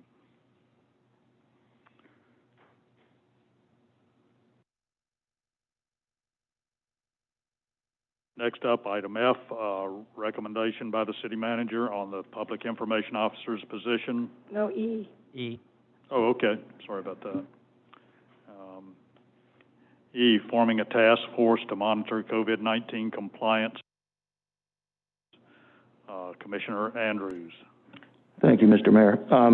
This one I took a little personal, being a business owner in town. Maybe there's not much to it, but I got it from a lot of different sources, and it befuddles me because I watched an old Breakfast with Bob from last month, and he said the three components of the city are the citizens, the tourists, and the business owners. Well, trying to form a committee to try to go in and approach bars and restaurants and businesses to try to catch them in COVID violations isn't really, it's not the job of our city manager to do, okay? I would imagine that when Corey and the group, they're led by the sheriff. They're not led by the city. They're here to enforce our laws.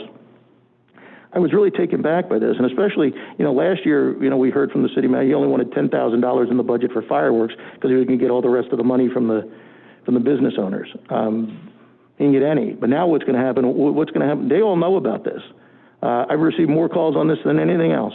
Why in the world would somebody that we're paying taxes to be trying to do this to us, be trying to sneak around back? And there might be a perfectly good explanation. I'm going to give the floor to Bob, and he can put me in my place with this, but this is going to hurt all kinds of things. When the rec center goes to look for sponsorships for soccer teams and baseball teams and things along the line there, we're like, oh, yeah, thanks for the help. We're trying to unite the city.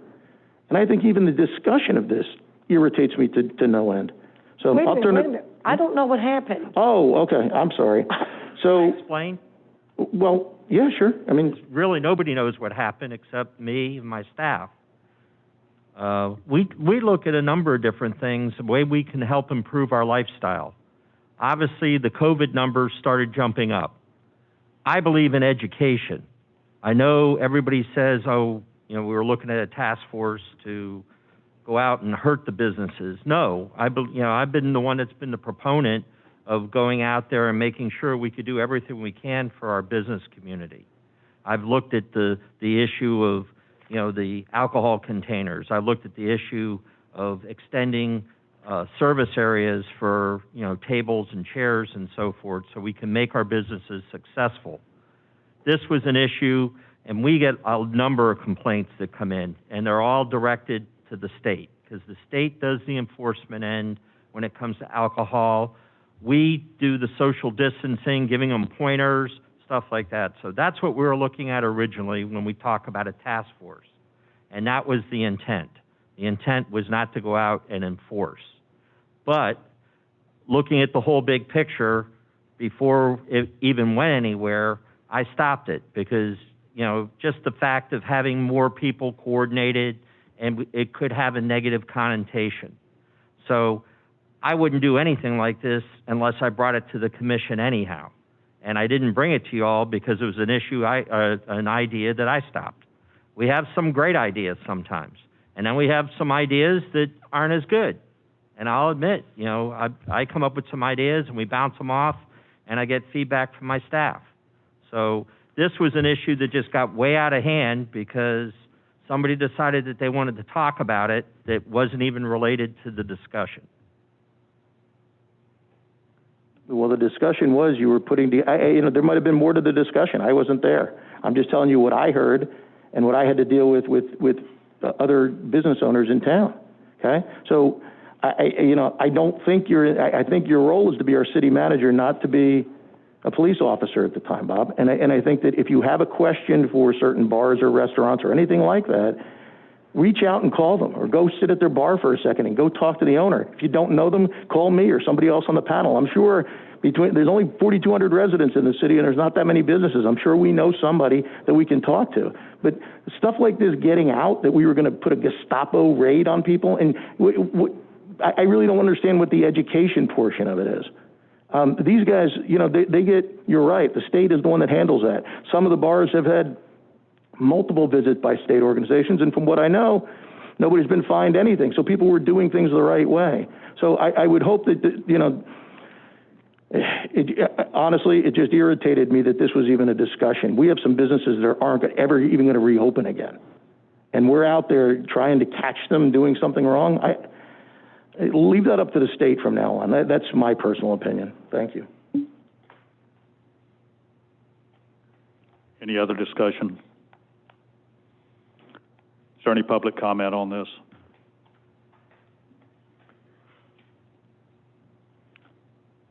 Next on the agenda is the recommendation by the city manager on the public information officer for the position 2021. Mr. Daniels? Yes, we actually have a number of issues that we need to try to clarify to finalize the budget process. And one of them was the PIO position. I just wanted to make sure that the information that gets out there, in an effort to go through all the different functions that this individual conducts. There's that issue. Then we also have to look at the issue, as we've talked about, with having Andrew on board for an extended period of time. Even, looking at the finance director or the consultant being a finance director, we have it going to the end of September to match the start of the new fiscal year, because primarily we brought him on board to handle the budget situation. But obviously, even if we started today, it would take us a couple of months.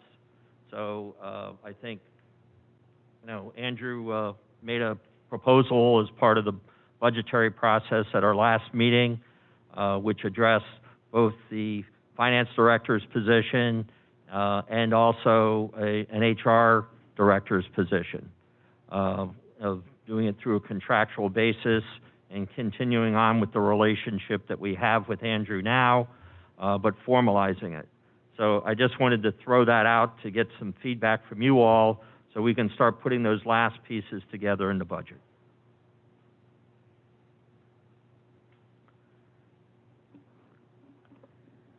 Mr. Mayor, if I may, I do have a few comments. I'm going to read you my favorite charter entry, 4.6B. I know it so well because one of the former commissioners and the former city attorney wrote a letter to the state board about me about this, and they just stopped before the comma. But let me just read this for you really quick. 4.6B, it's appointments and removals. Neither the Board of Commissioners nor any of its members shall, in any member, dictate the appointment or removal of any city administrative officer or employees whom the city manager or any of his or her subordinates are empowered to appoint, comma. But the Board of Commissioners may express its views and fully and freely discuss with the manager anything pertaining to the appointment or removal of such officers and employees. So it does kind of get me a little upset when we hear a city manager say, I don't discuss personnel issues in public. We're allowed to talk about these as much as we want, guys. This is not, we're not pigeonholed into something where we don't discuss this. So there's nothing in the charter that says he doesn't have to talk to us about it. But I think this one's odd because our job as a board is to approve a budget that we're comfortable with numbers-wise, okay, and make sure that we have accurate numbers and reachable goals. And as we stated up here before, we're not here to dictate who fills positions, that we create, nor should we get emotional about positions that we need to write out of the budget. Example, we are not the personnel police, we are the budget police, okay? So until now, eliminating this position, not this person, was a suggestion that was brought only up by me, okay? And I did hear on the campaign trail when you guys were running, and it's been echoed up here since, that we have a lot more employees than we used to have a few years ago. So we knew that in order for the budget to balance itself out, we were going to have to do some cuts, okay? Eliminating positions is not easy, but neither is balancing a budget. So in short, this was never a referendum on Mr. Presser. But since Bob has brought this to us in our attention in written form, I think we go back to the charter and we may express our views fully and freely and discuss this. So let's chat about a few things. First and foremost, the position was created in April of 2018, okay? 2018, meaning that every city manager prior to Mr. Daniels has worked without a CIO or PIO or whatever this position is called again, for at least a portion of their employment. How has this become such a vital position is my real question. I was looking at this list of achievements, and I don't think there's a real reason to run down it one by one, but a lot of these things fall under what I would say different departments or other department heads used to handle. The liaison to the trash pirates. I mean, Deb Laramie has been helping Candy and Audrey with that since the beginning when they started that, and then she still does. Johns Pass Merchants Association liaison. I've been to those meetings, and I know that Happy had gone to one recently. I didn't, the rec director used to be the liaison because he was coordinating events with them. And recreational programs and promotions. Our rec director has a master's in communication. When I hired him, he built our rec website, and so I know he's capable of doing that. But the one that really chaps me is this Crystal Island resident liaison. It was bought before this board a $197,000 contract for Doolin Associates. Okay, I haven't heard from Doolin Associates. Okay, you would think that being that liaison would fall under them and they would report the information back to us. That's why I voted yes, because I was repeatedly told how we needed to have that. And then we see press releases and they don't even quote our paid consultants and the experts on the project. Okay, my question is going to be what in the heck are they doing for their $200,000 if they're the ones, if Mr. Presser is the one that's dealing with the public and getting all the information? It doesn't seem to be working out for me.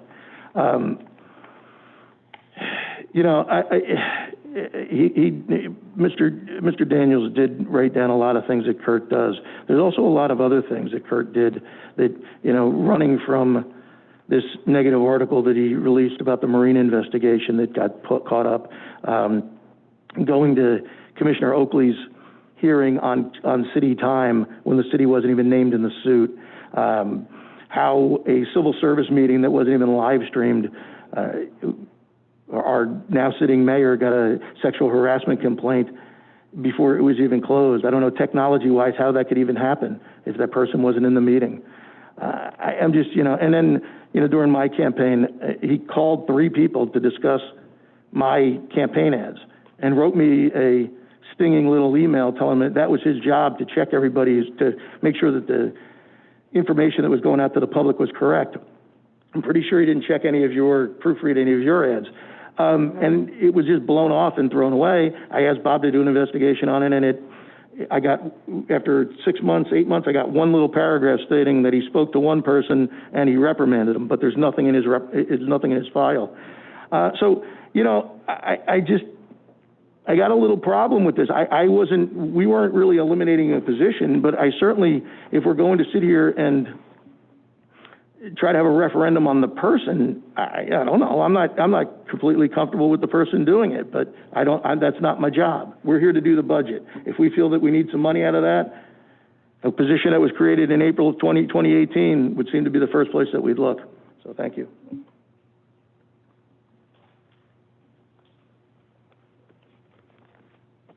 If I may? Yes, please. Just a few comments. When I look over this list, I see things that I think are part of our city manager's job. And I agree with you on some of this liaison stuff. I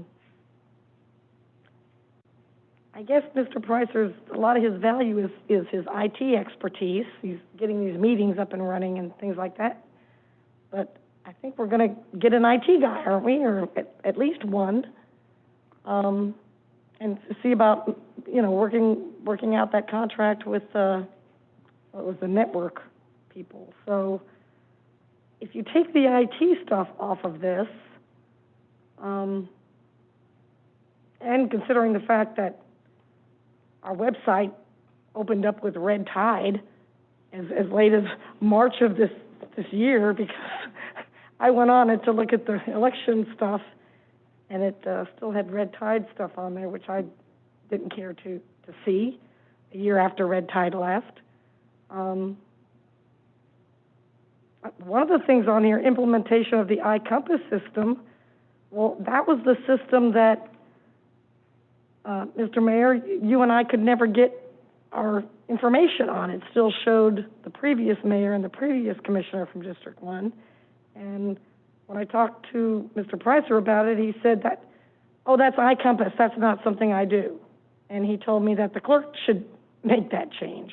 So I'm not sure some of the stuff on here is even special presentations at BOC meetings. I don't think I've seen that. Have you? City manager's report, in my view, that's Mr. Daniel's job. I mean, obviously he'll have help from his assistant, but it almost looks like our city manager has two assistants, Megan and Mr. Pricer, and I don't think we need that. And I think the point's well taken that we've never had a public information officer. Each department puts out things that need to go out there, and as far as Crystal Island goes, that the person we pay $200,000 for should be putting out daily updates or whatever is required of that. So I actually called the Trash Pirates to see about the relationship. And she says, it's funny you should ask. 1.5 years, I haven't heard anything from Mr. Pricer. And then he called us just about a month ago. And when she made a comment to him about, hey, our website, you know, needs to be updated, he told her updating the website is, quote, not a big priority, unquote. So I have a problem with that. And this is coming from one of our citizens.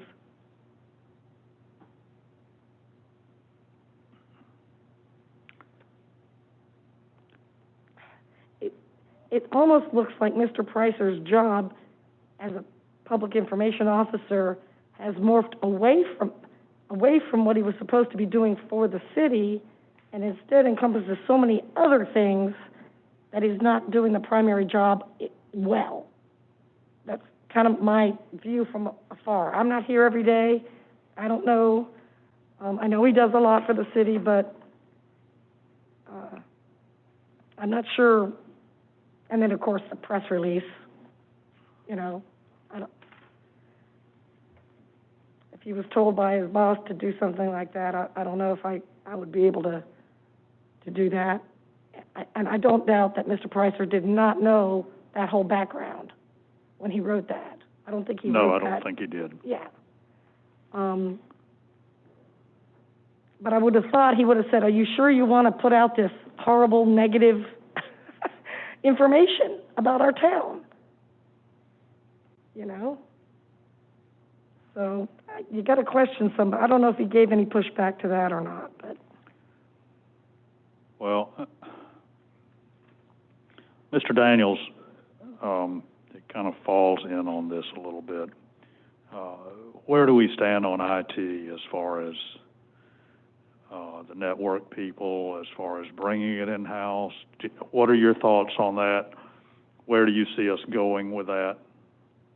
I see the amount of money that we're spending with having an outside consultant basically controlling all of our network functions. Number one, isn't probably the smartest thing we should be doing, and number two, I don't think it's the most economical issue. I think, the commission's support to bring somebody on board with IT, I applaud. I think that's a great idea. We have made some contacts with individuals that are out there in the market. I think we can find somebody at a decent fee. Obviously the one aspect of it is we got to make sure that we can retain somebody that we have. Right. And then also maybe look at having somebody that is an apprentice down the road, where we get somebody out of one of the trade schools or something, and we bring them on board, and that would be, less reliance on having an outside contractor to cover when our employee, if we do go about and approve the budget with that position in it, our employee is going to have time off and so forth, and I want to make sure that we're covered, and I also want to make sure that the whole ransomware thing, that we have sufficient resources to make sure that we can counteract those type of attacks on our system, our internal system. So I think they're all doable. They don't have to be from one separate provider in what we have now. I also don't like 10-year contracts, and that's something that you'll see that with the agreements that we've had, and I always look for the 30-day out clause and taking care of those issues. So, and what it's going to take to get out of that contract is going to be something that Mr. Trask and I are going to have to look at. But I think it's some discussions that we need to have, and also having some options. Do you see the public information officer as morphing into a part of that position as an apprentice, given his skills that he's had on running the Zoom, our meetings during COVID-19? I know he does do a lot around here technically for the city, where we don't have time to get the internet people or well, that and the availability too, because network people they don't have the in-house expertise to handle our sound system, handle our electronics.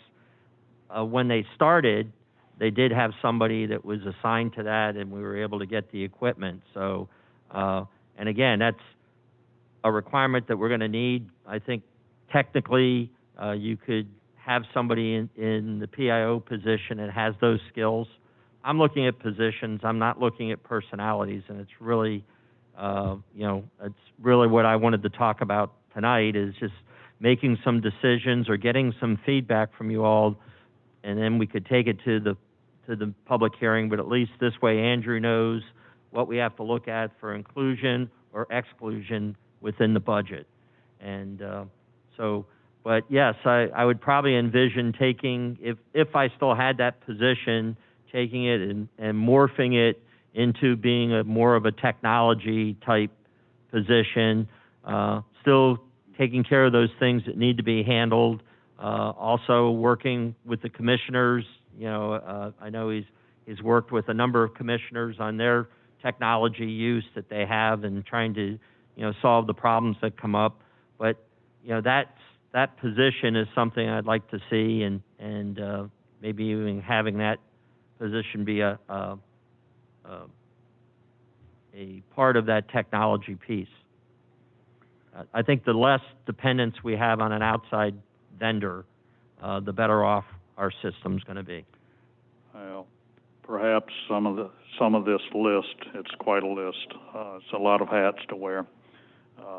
Perhaps they can get back to probably the departments they need to be in rather than being handled by the public information officer, so that he has time. If you wear 10 hats, you don't do anything well.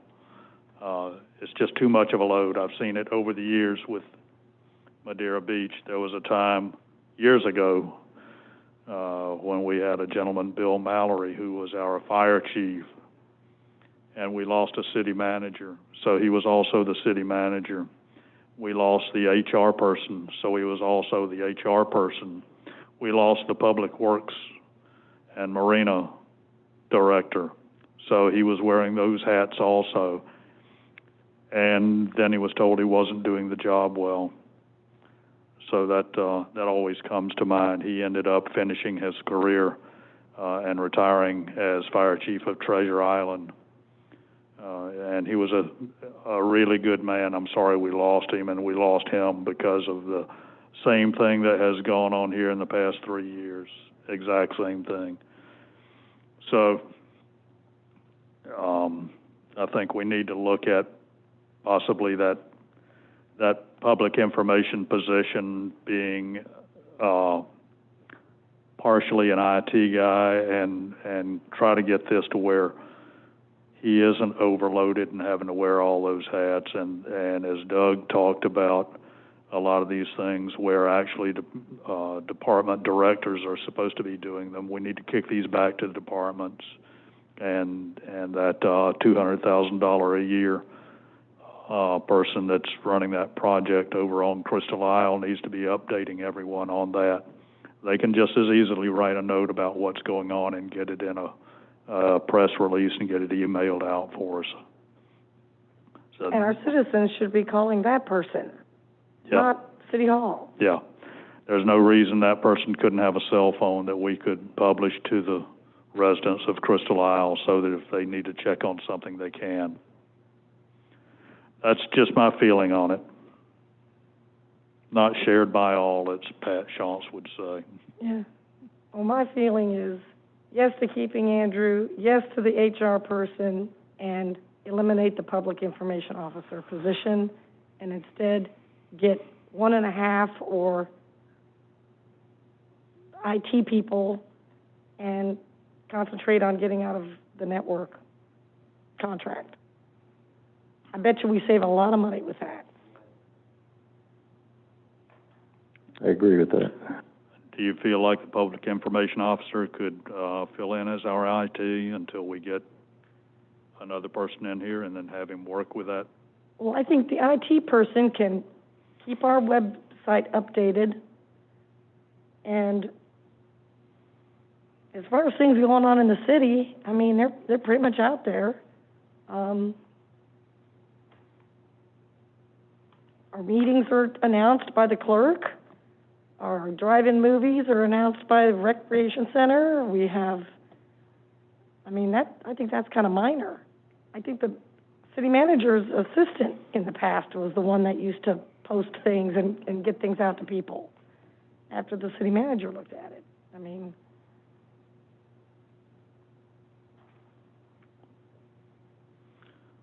Okay, is there any other comment? Is there any public comment on this? Bob?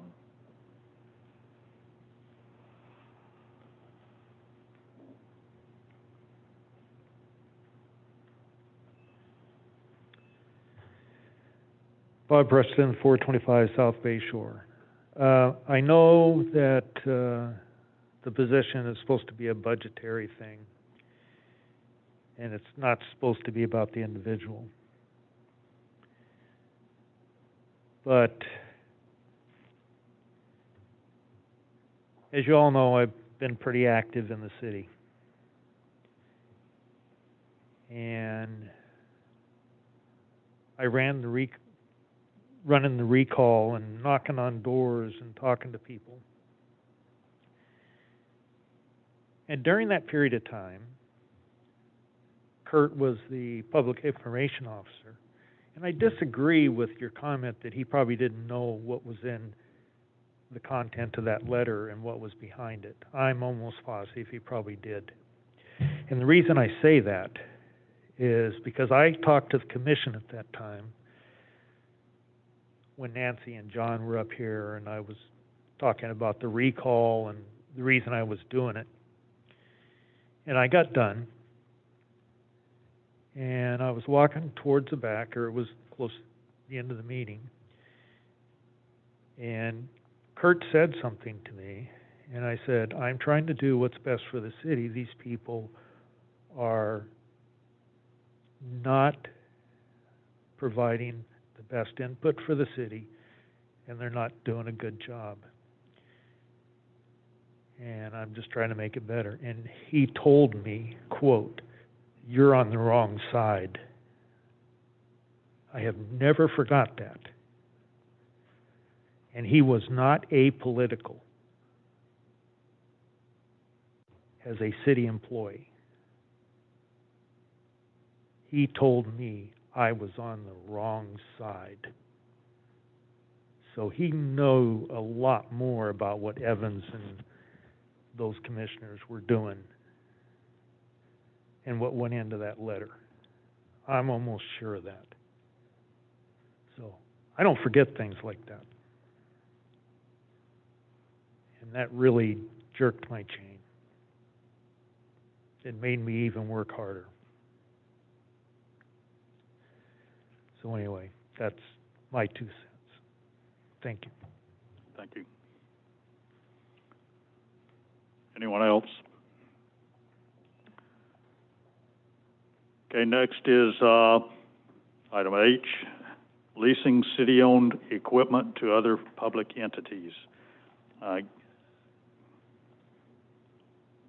I guess this is not actually leasing, it's loaning. I guess we have an agreement to loan. Go ahead, Jamie. Good evening, Commissioners. So the agreement has been in place for many years now. I don't have an exact date of when it started. The initial thought is the equipment that the cities use is expensive, so if we're able to help out each other, you can share them when you're not using them, or if you need some repairs done to yours, you have a backup in place. An official agreement was signed in January of 2019. Again, all knowledge was stuff before I started here, so I don't know all the details of everything spelled out in the previous just verbal agreements. But it's mutually beneficial for both parties. Like I mentioned before, you don't have to buy the equipment. The vac truck that I've mentioned in the memo that we've borrowed from Treasure Island twice this year to purchase one of those is $385,000. A video truck is around $210,000. So we're looking at almost $600,000 in equipment that we're able to. Jamie, let me interrupt you, I'm sorry, but are those vehicles leasable? Are there private companies that lease those vehicles out? Like as with operators, as like a contracted service? Well, like rent a camera truck. You can. Again, depending on the amount of work you have done, that price can fluctuate a lot. You're looking at, I don't know, a few $100 every time they come out. And so, I mean, it is an option, and we have used that in the past. This was just a way that we had worked something out to where they're able to let us use it. They provide their operators, so that takes, with their operators operating it, it takes the liability and repairs off of us. So that's a benefit that we also have. So how many times a year do we do that? Since I've been here, we've utilized those two, well, we've used their video truck once, and twice we've used their Vector truck. In this coming year, I plan to utilize at least their camera truck, I don't know, at least maybe 2 weeks worth of borrowing those. Other equipment that we've borrowed from them, our claw truck was down for maintenance, so we had borrowed that once. And these are just times that, since I've started, so I'm not sure over the years. How much on the claw truck, just out of I don't have a rental price for that. I don't know that that's something that we've ever, since we have a claw truck, it's not something that we utilize often, but again, just nice to have a backup option in place. And we've used their barge to replace some swim buoys outside, around Johns Pass, the south end of the beach. Yeah, too bad we didn't have the boat that we got the grant on. And also, there's a bunch of other equipment that we have available to us, and most of the stuff, well, I guess the primary piece that Treasure Island uses is a street sweeper. And I've gone through and showed the list. Again, these are just from starting in December. So basically, right when I started this, I just have that just because I know that these are accurate numbers for what they've paid for repairs. So they've paid $1,255.06 for maintenance and repairs on the street sweeper. Hey, Jamie, real quick, it looks like since November of 2019, we've been getting the better end of this deal. Is it fair to say? I mean, we've borrowed some just the barge alone with the operator, that's something, we have absolutely nothing that can do that at the moment. So that's almost priceless right there. So, yeah, I mean, I know that this agreement goes back, and I think you probably have it in here, doesn't it? But this agreement between the city probably goes back even before this was written. So, is it working for you? I mean, it seems like a pretty easy agreement. They're pretty reasonable guys over there too, right? So. Yeah, I feel like the agreement's very valuable. Okay. And it's not isolated to just Madeira Beach and Treasure Island. A lot of smaller municipalities also offer the same kind of agreement. I mean, I don't know how many of them are written down in, exact terms, but I know that, there's generally a pretty good relationship between a lot of the municipalities, and they're able to help out when they're able to. Okay. Is it true that our street sweeper was wrecked by Treasure Island? It has, and that is the $910.84. That is the repair that they had done in December. I was told it was much more than that, and it was out of service for a number of months because of that. Is that? That's not correct. Okay. My concern about this, and I understand what you're saying about the other equipment, they use the street sweeper twice a month, and that's what I have a problem with, because Treasure Island is 3 or 4 times the size of Madeira Beach, street-wise. So they're wearing our street sweeper out, and that's what I have a problem with. It's not an occasional borrow. It's twice a month to do their city. And that means they're using the street sweeper a lot more than we're using the street sweeper. And that's the one thing I do have an issue with. And that's why I wanted it brought up. Currently, they have 2 pervious parking lots that they primarily use it for. They do have a contracted street sweeping service for the majority of their city.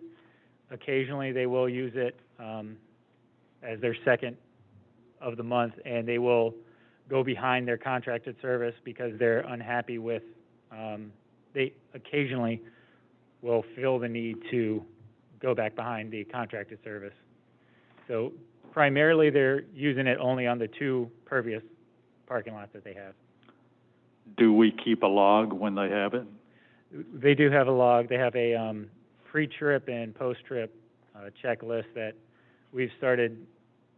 They've had it in the past, but we've been more diligent about checking it and making sure that they fill that out. Do we log mileage? I believe that's part of the list, yes. Can you get back with me on that? And if it's Okay. not on that list, let's have it on the list, because that was also an expensive piece of equipment, and I would rather, if it gets worn out, it gets worn out on Madeira Beach's streets.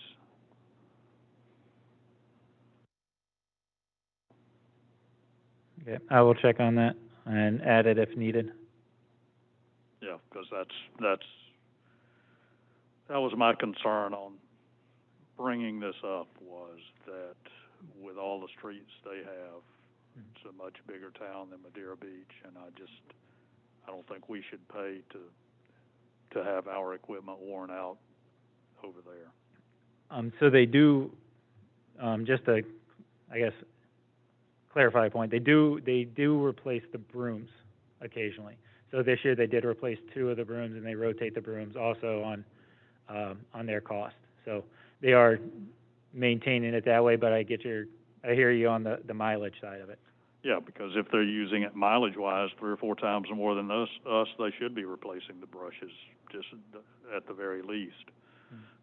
Not counting the oil changes we're making and all the other normal service. I mean, when we use a camera truck, we use it for a day or two, and it's sitting in a street with the camera running down the storm sewer lines. It's a lot different than a piece of equipment that's running up and down the street. So I don't want to keep beating this to death, but I think you understand what I'm talking about on it. It just looked like 60 times a year they use our equipment and we use their equipment half a dozen, from what I'm looking at. So it did seem a little bit. So it was a little bit lopsided contract from what it is, and it still looks that way to me. I don't know how much we're using this other stuff, but I just want to have it fair and balanced. Well, I hear what you're saying. I just want to point out that they do pay for maintenance and upkeep. So that is something that they're paid. Like, they put money into this, and we, per this agreement, we're not paying for any of their equipment usage. So I don't know if that makes any difference to you, but just wanted to clarify that we don't have any kind of financial impact for their equipment. Well, yeah, and I do know checklist-wise, we've been kind of slack on taking care of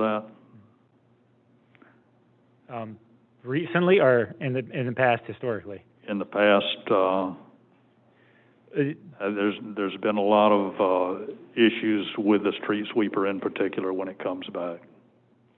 So I'd like to see that tightened up.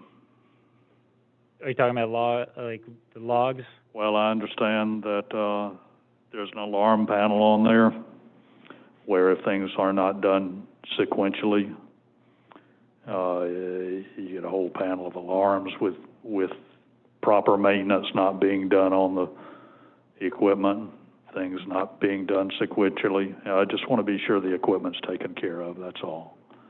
I just don't want it worn out on streets other than Madeira Beach's streets. And with that, I'll let it go. Is there any other comment? Okay. Thank you, Jamie.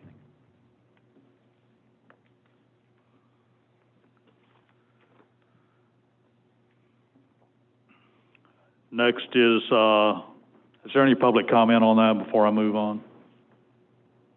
Okay. Next up is Enterprise Vehicle Rental Agreement. Vice Mayor Andrews. Thank you, Mr. Mayor. Yeah, I really don't have really much to say on this, other than I know that we had spoken at the last budget.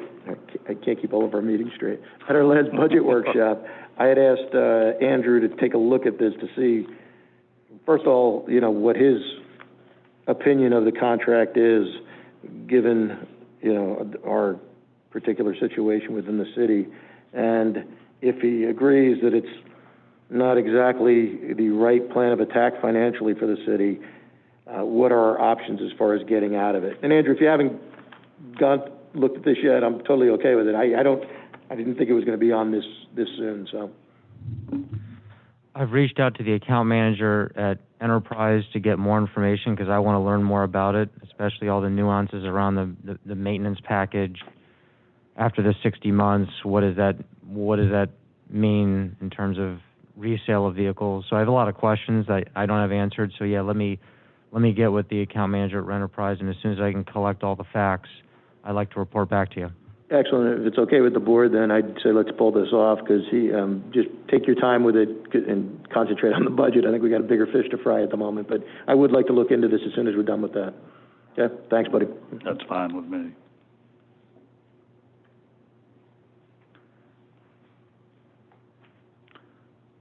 Okay, next is item J,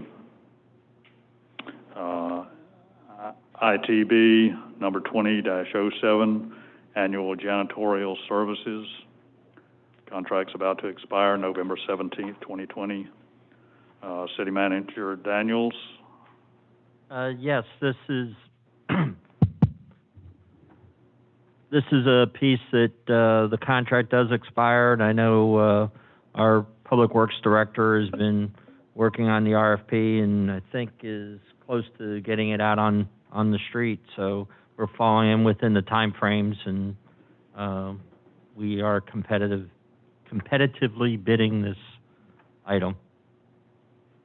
Okay. Is there any other comment? Is there any public comment on this? Mr. Mayor, before you continue, I just wanted to say one thing. I was around when we went looking for this contract in the beginning, and we hit the jackpot, in my opinion, with the group that we have. They do a fantastic job around here, and we've talked about since you guys have been on the board, we've talked about every other issue in this city other than clean bathrooms and things like that, and there's a reason for that. They're fantastic, and, they're because if we go to a bigger company, it's going to be a bigger price tag. And they are meticulous about their work. They, in fact, during the beginning of this contract, because they were putting in a lot more time than and it was just the hourly rate, so we renegotiated the contract with them, but they took the rec center off of it. I went out and tried to find somebody we were back with them within 4 weeks. It was that bad. So as we're looking at this, let's make sure that we, kind of the devil you know sometimes is better than the devil you don't, but they're fantastic in my eyes, and the fact that we don't talk about them is a big plus in my book. I agree. Performance should matter, and obviously they've had an opportunity to perform, especially with the COVID. They came out and they do all of our sanitizing now. If we have an issue, I think that in itself has been very helpful, keeping our employees safe and healthy. I've got to say, I actually felt a little weird doing it, but I drove around the other day and checked them out, and sure enough, all the bathrooms were clean. They look good. And I think that's part of the criteria that can be looked at as they examine the RFPs. But, we do have to make sure that we stay competitive in our process. Okay. Well, let's keep their good performance in mind. Definitely. That doesn't mean it can't go out on an RFP, and Right. just to see what else is out there. You don't want to lose them. Any public comment on this?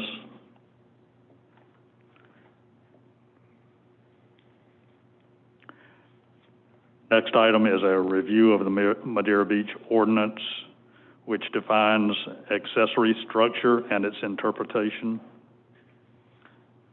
Director Portell. This is really something that I asked to be put on here, if I could give a little history. Sure. I was contacted by a resident who has a structure in his backyard. They're basically columns. And he was just concerned because he was cited for those, or told they were out of compliance with our code. So I said, well, let me take a look at this. And just like so many other things I'm discovering, our ordinances are all over the place, And I asked Clara to please put in a couple of things. We have kind of circular definitions on things. Accessory structure, I mean, we've got like 3 different definitions for accessory structure in our code. And it's just, I guess we have to, any accessory structure needs to be 30 feet back from the water. Is that how it is? You're shaking your head.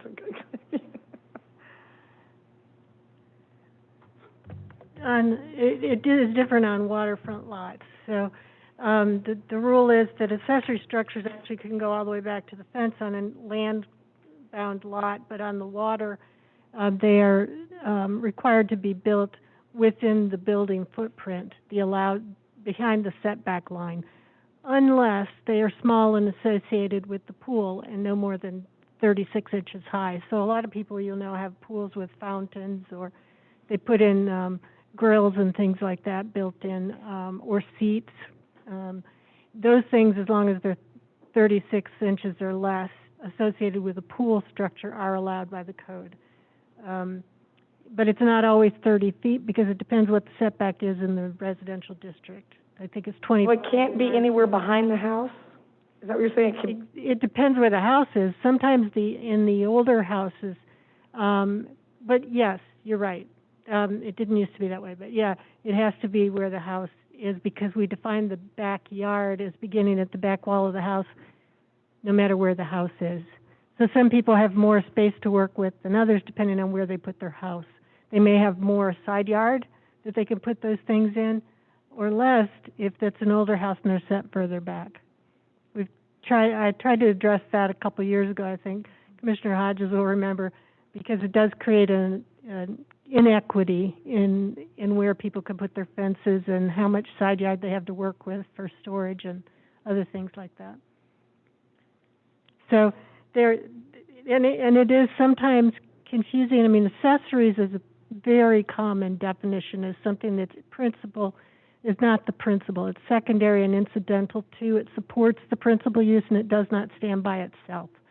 And you have comprehensive plan objective, and you also have policies that support it, that kind of softly describe what your intent is, to have kind of an open view across land and water and along the waterfront lots. And so that's where I think their policies grew out of that. It's sometimes frustrating for people. I know every now and then somebody shows up and they've gone ahead and constructed something. Honestly, sometimes it's really huge. Like, we had somebody construct a full room size kitchen out on their back patio, almost all the way to the seawall, like 14 feet by 12 feet, concrete and metal roof and fans and electricity and the whole bit. And none of that was permitted that close to the seawall. It was all the way out there. So, but usually people check first. If they come in and get a permit for building, then they aren't surprised later by code enforcement. In the case you're talking about, the gentleman had put many columns in the back. I think he's got 8 of them up. And some are installed on bases of various heights so that it evens them out across the yard, I think. And they're all around the pool area, but they're 8 foot or higher if they're on pedestals, which clearly is a structure. It's a built thing and it's installed.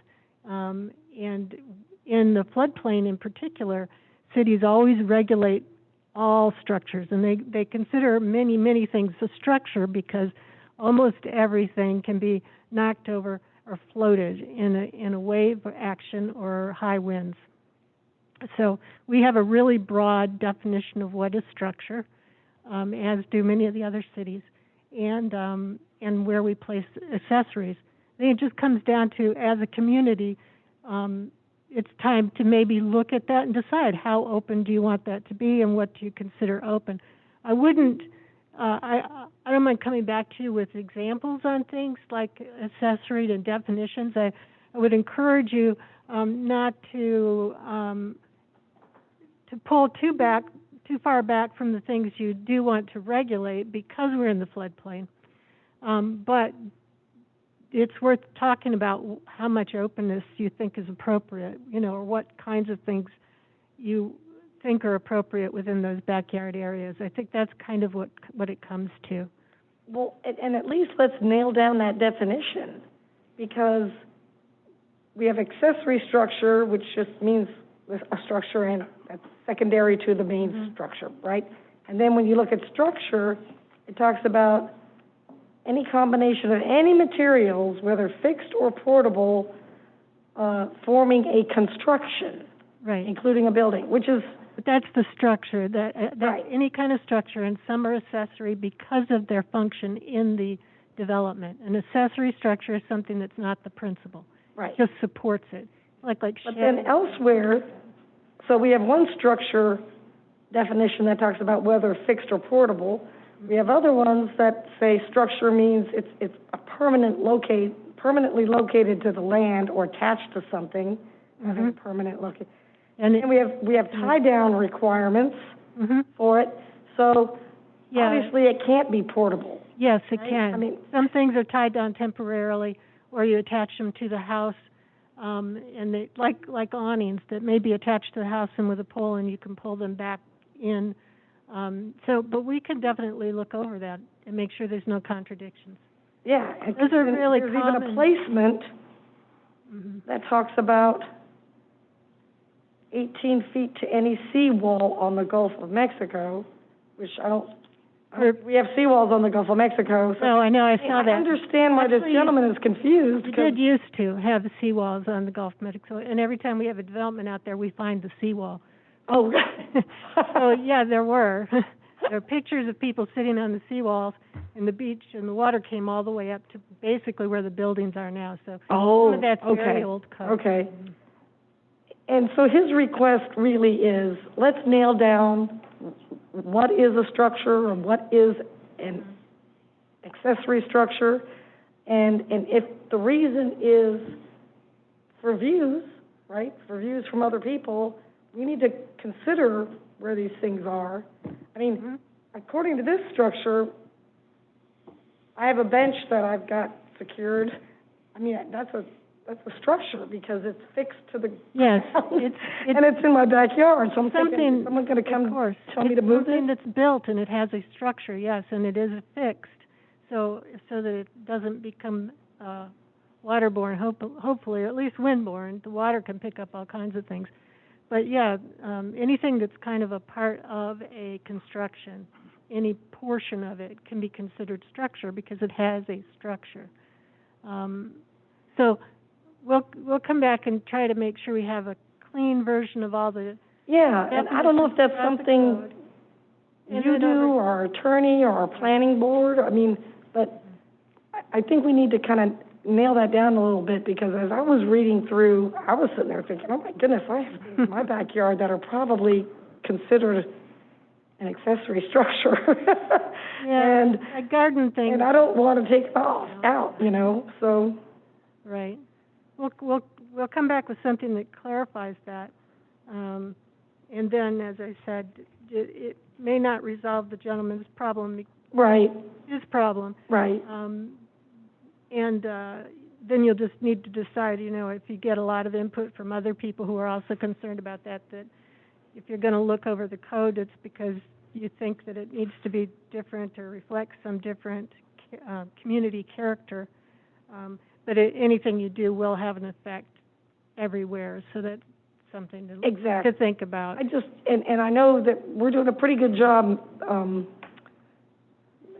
fairly picking out what is, not in compliance and what isn't, and we're trying to keep it equal to everybody. Right, that's the thing, yes. And it's difficult when you have all these different size front yards, backyards. Right. What is the view? Is the view straight out the back?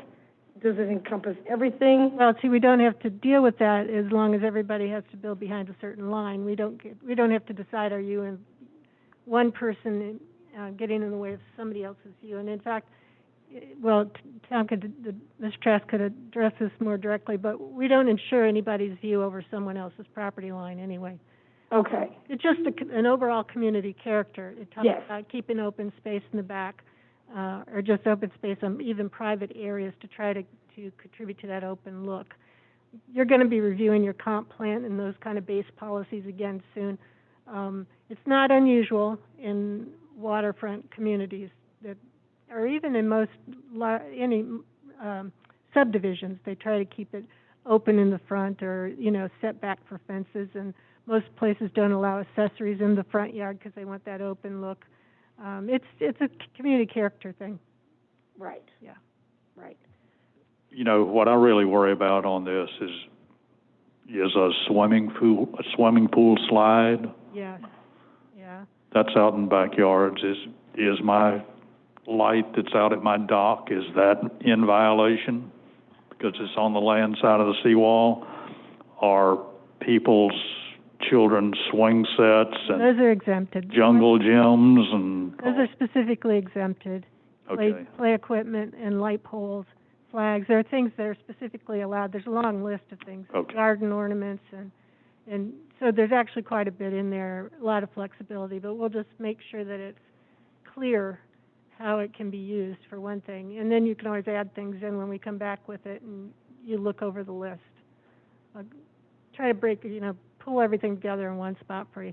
As you know, we've been working on the code since I got here, and it's difficult for us too because we're always finding things that we're trying to fix, and want to get to the point where we actually organize it into charts so you can, look at all the districts in one spot and see how they relate to each other instead of having to flip page after page after page to piece it all together. I agree, because it was hard to even. It is hard. Mm-hmm. I had to go on Municode and search for accessory structure, and it popped up so many times all over the place. Yeah, because it's, and sometimes we find those things too because they're in old sections of the code, or there may be some mention in the charter. Every now and then we find something that's been there for a long, long time, and people didn't even realize was there. So the advantage to having the code on Municode is that when you do a search, it pulls everything up, and you don't have to, hand search through everything. But you have to maintain your code.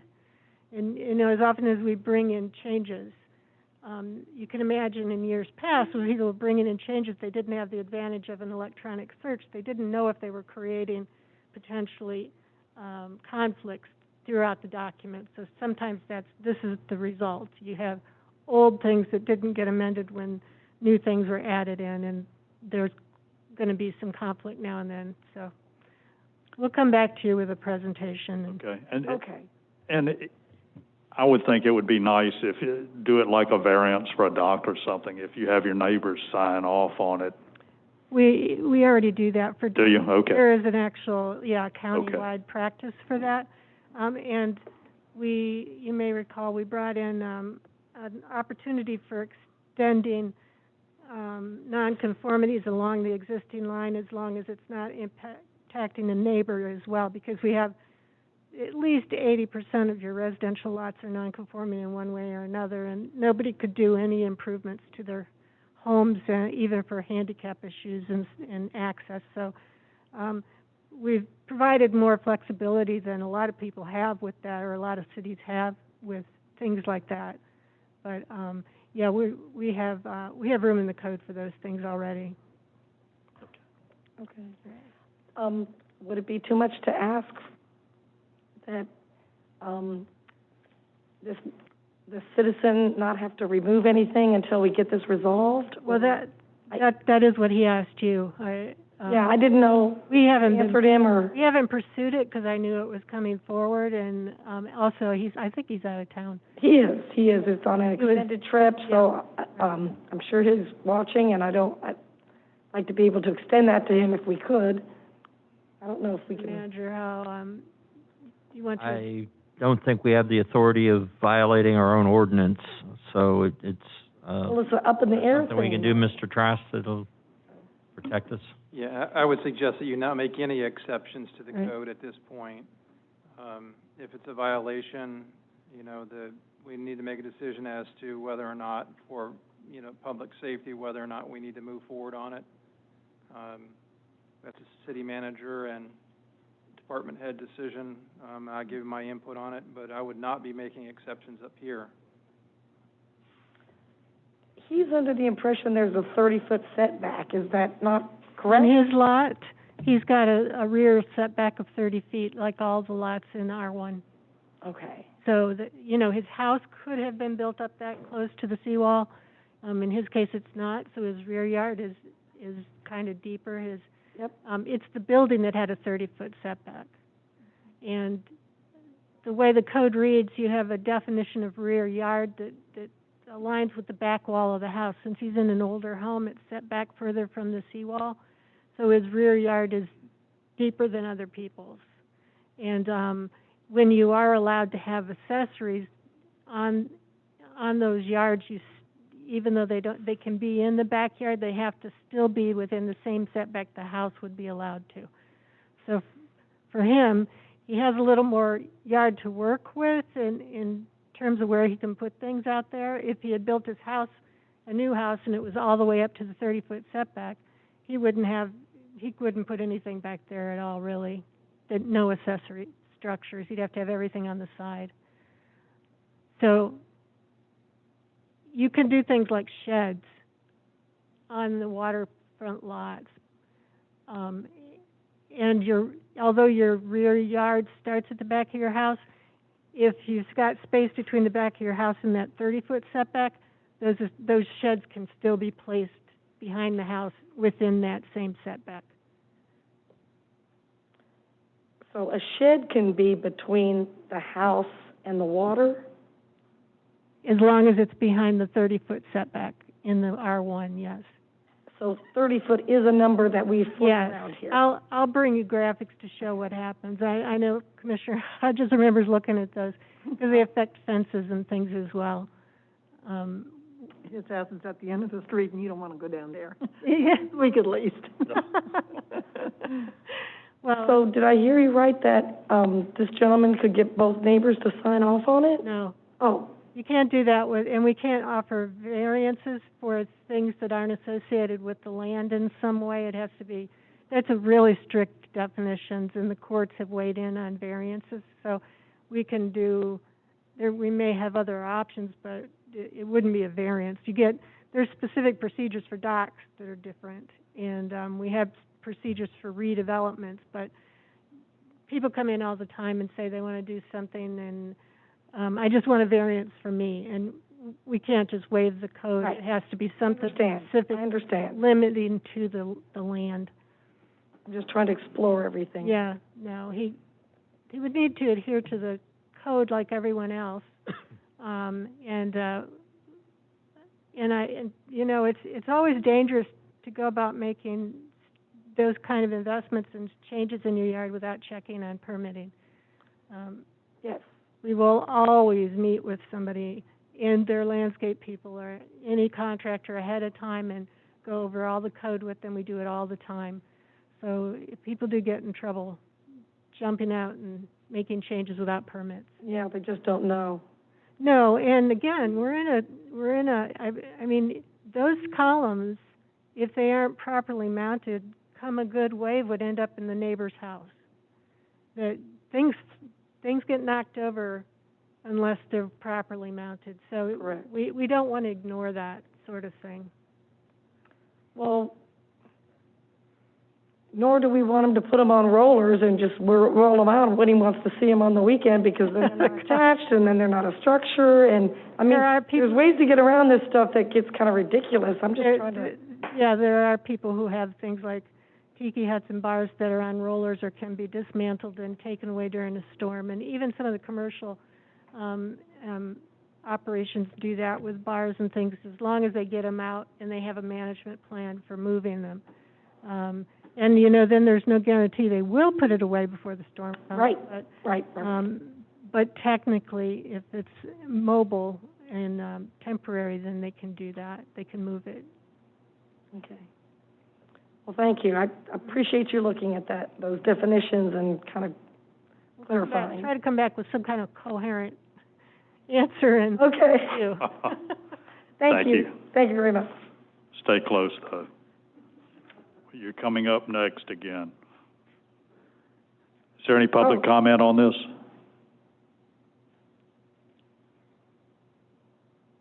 Okay. Okay, next is, item 11, bed tax. Yeah, if I may, this is an issue that I talked again with Mr. Trask, learning about the bed tax issue. The state of Florida Constitution prohibits local municipalities from exercising our own taxes by way of a bed tax and so forth, and it's handled through the counties. And Pinellas County has the entity of the Tourist Development Council to oversee the expenditures related from the income on the bed tax. Obviously, right now, in fact, we learned in a meeting, I think it was like 21.8% decrease that they're looking at for the bed tax. And obviously, as you mentioned, we've been looking for opportunities to apply for grants that are issued through the TDC. And once they do open up, that is something that we want to pursue. But I don't know if Linda has anything else to add, but that's, we can't create our own bed tax, so we have to go through the county system. The county system is the Tourist Development Council. That's the avenue for how the bed tax is handled in Pinellas County. So we just have to keep our ear to the ground and keep searching. Well, from what I understand, we haven't applied for it with the county in 3 years, maybe more, I don't know, but 3 years from what I understand. I just want to be sure that we're looking at every opportunity to bring revenue in, and when it's available, I want to be sure we're applying for it. We are. I think you have to have a specific project. Right. And it has to be tourist related, or it could be a beautification process. That's easy. We had all our beach walkovers redone with that money 4 or 5 years ago. We might be able to get some of the beach groin repairs or replacements funded. But it's the makeup of that board has been a lot of individuals that own hotels, and they use that as their marketing aspect, not for their individual hotel, but for the tourism to get people down into a particular area.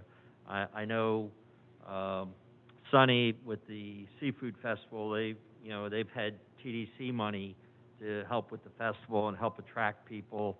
I don't know if I think we were trying to look at funding the LED lights at one point in time. I heard that there were previous discussions for the ball field. Again, we have a lot of outside softball teams that come in, the colleges come in, and they play here, they stay in our hotels, so there was a nexus to it. But you're correct, we do have to find a nexus to tourism to satisfy the TDC. But even at that, the legislature stated, I think it was 3 years ago, that they could use TDC funds for infrastructure, for like stormwater and so forth, because when you look at it, it makes sense. We have a stormwater problem. That's going to keep tourists from coming in and using our parking lots or using the businesses and so forth. But when I approached that subject with a gentleman that's on the TDC, when I first got here, it was like I was speaking Greek, because they really don't want to lose that money for doing their marketing. No. I know I've driven around to parks in the area past couple of days, and specifically, but not just that park, the parking lot at South Beach. It looks like it hasn't been cared for in 10 years. There's no mulch left in the beds. There's palm frond fragments all over. The parking lot hasn't been swept in I don't know when. It's just a mess, and a number of them are that way. Even right there on Madeira Way, if you look in the median, it's terrible. And those are just a couple examples, but I ran into that everywhere I went, including the marina. There's dead bird laying down on the boat ramp, and probably 100 cigarette butts washed up there, and bottles and debris all over. So there's plenty of places we can find to earmark the money if we can get it. Is there any public comment on this?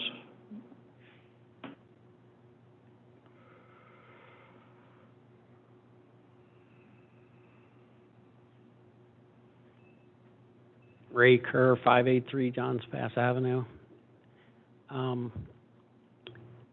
If Florida State restricts you from having a bed tax, I know before I moved down here permanently, I used to rent my home on an annual lease, and I was charged a business license through Madeira Beach. Is there any way to look at adjusting that business license? I don't know if the, hotels have to pay a business license to Madeira Beach, but maybe some creative research on that end.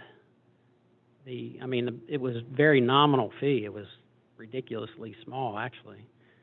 And I don't remember what it was based on, but that might be something to research. Just an idea.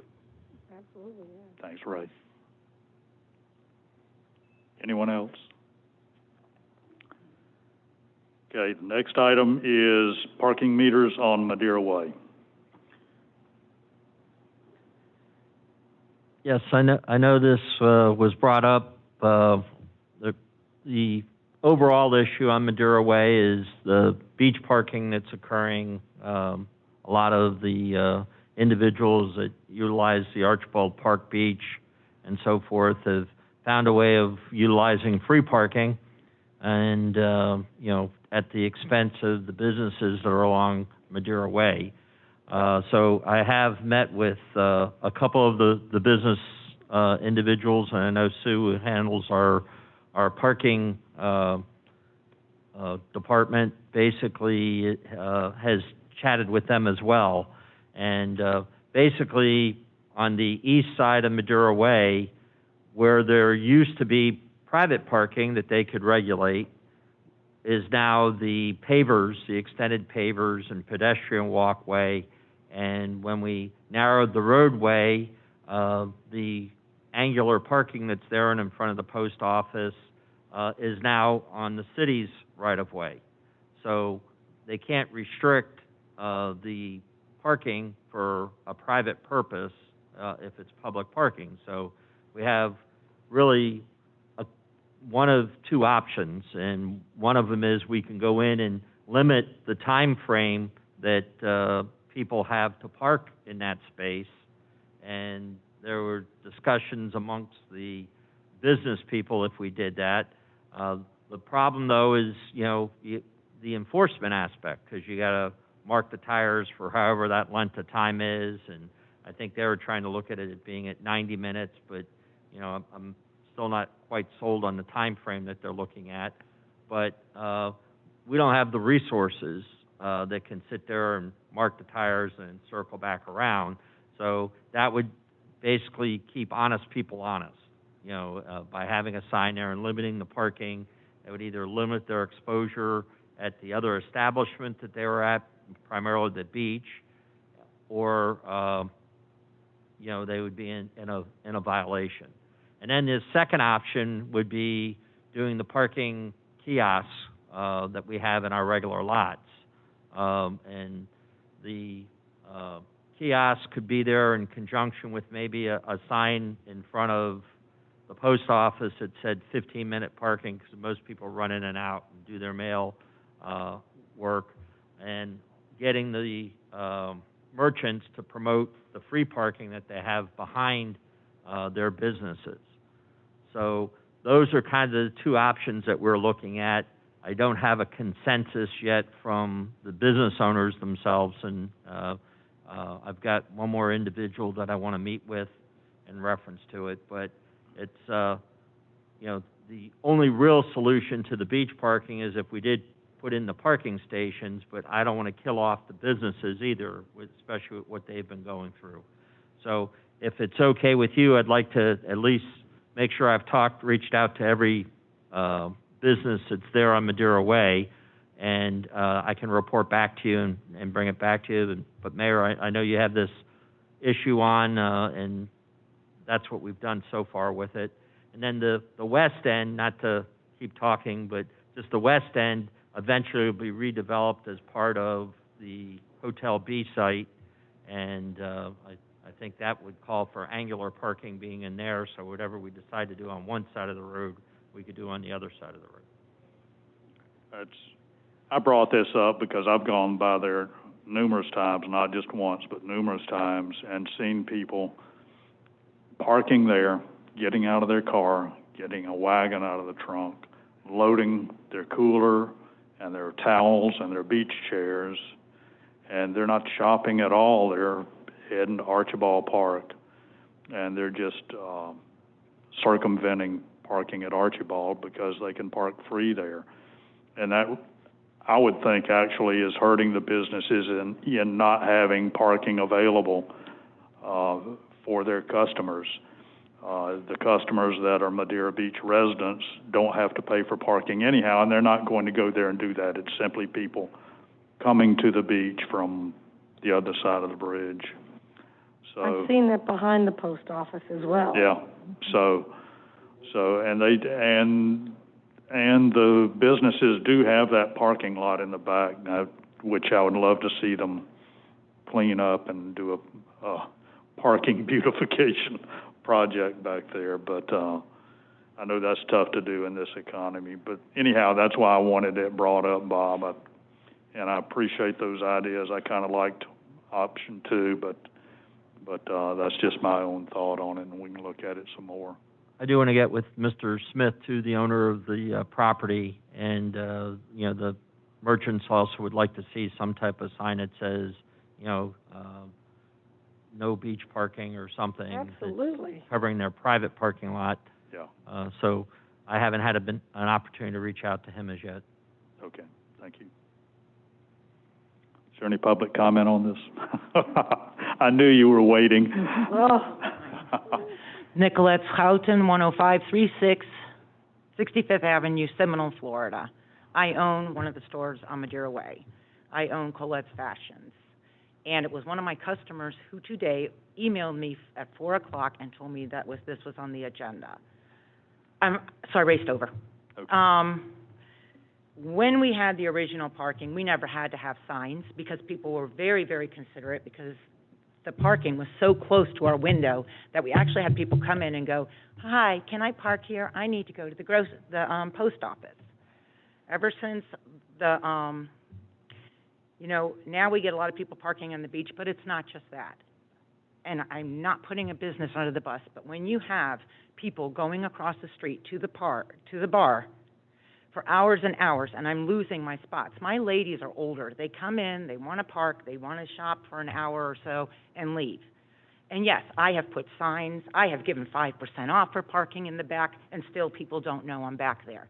And then if you're driving down your street, you go, "Oh, let me stop at Colette's for a minute. Oh my God, there's no parking, I cannot stop." The one time when the bar was closed for their COVID scare, my sales went up 40%. Thursday, Friday, and Saturday. I close at 2 because there's no point. There's no point in being there anymore. And paid parking, 80% of my customers are not Madeira Beach people. They're not. They come from Sea Towers, they come from Buena Vista, and many, many come from Reddington. So that would hurt me if we had paid parking. So we did discuss with everybody. In fact, I called them as soon as I found out I was going to be here, so they all begged me to come here because everybody was busy. I know I'm passionate, but if I had known that this was going to be maybe paid parking, I would have moved 2-3 years ago because I was always told that would never happen. I didn't count on the bar thing happening. I didn't count on that. What is so hard about putting a sign, extended parking for bar in the back? Because I had these made-up signs that kind of but it rained and they were made of cardboard. So, I could only keep them up so many days, and then sometimes I'd leave early, but I wanted my other businesses to have the opportunity. But I cannot believe that when they were closed for just a little while, 40% it went up. And I went to zero, this has been the worst year ever. My doors are locked as well because, my customer's older, so I have to make sure that it's locked, that everything is super safe because it's very important for me to keep them safe. I actually closed earlier than most people. My Canadians are gone. They're not going to be back. I don't know. I've been there 40 years. This might be the end for me. What about? I am probably the oldest business on Madeira Beach. And I have never had this happen, where that many cars were parked in front of me like that. And customers going, well, I went and come by the other day, but I don't know, I couldn't park. Okay, sale lost, another sale lost. I know that. And I've begged them to come through the back. I'm giving 5% discount so they'll park in the back. And if you let, the bar people park in the back, it's fine. But if now it's paid parking, then all the bar people are going to park back there and there'll be nothing left for us. Nothing. Because if I was going to the bar, no beach parking's fine. And we've always been very open to letting anybody park back there for a minute or two in the back. I'd rather have people parking in the back, going to the beach, than what I'm dealing with right now. And we're all mad. And oh, by the way, when I talk to everybody, every single person that I talk to, did you get a chance to talk to Kelly? Mm-hmm. Okay, so I also talked to Sinbad's, Corey. Mm-hmm. They go across the street and see him for a little while, too. They go to the bookshop across the street. We have that new restaurant opening up. There's people that are not going to want to turn around and come in, park for a minute, and run over there and go pick up their sandwich and come back. I don't mind. Anybody can just shop for an hour or so. But when it becomes like all afternoon, and I have nothing, I have just bar parking, it's never happened because people used to be very polite and ask me if they could park there. I'm sorry, this is just, it's going to hurt me. Yep. Well, I'm probably not supposed to do this, but so you feel like the paid parking would hurt you Very more? much. So you're okay with people going to the beach and parking there? I'm okay with 90 minutes so that it deters people from parking there. Yeah, I'd rather have that. At least at least my customers who don't live in Madeira Beach, of course I'm not okay with beach parking. How about parking for Colette's only on 1, 2, maybe 3? Because we have post office people real quick. I don't mind people going to the bookstore for a minute. I just want them for just 90 minutes. Everybody's okay with it on my side. 90 minutes is fine. But we can't enforce it, is our problem, right? That's the issue. Them. Even if one person parks there all stupid day long, go ahead. But I need the other people to do. Right. Because my little signs deterred them, and it said tow away too.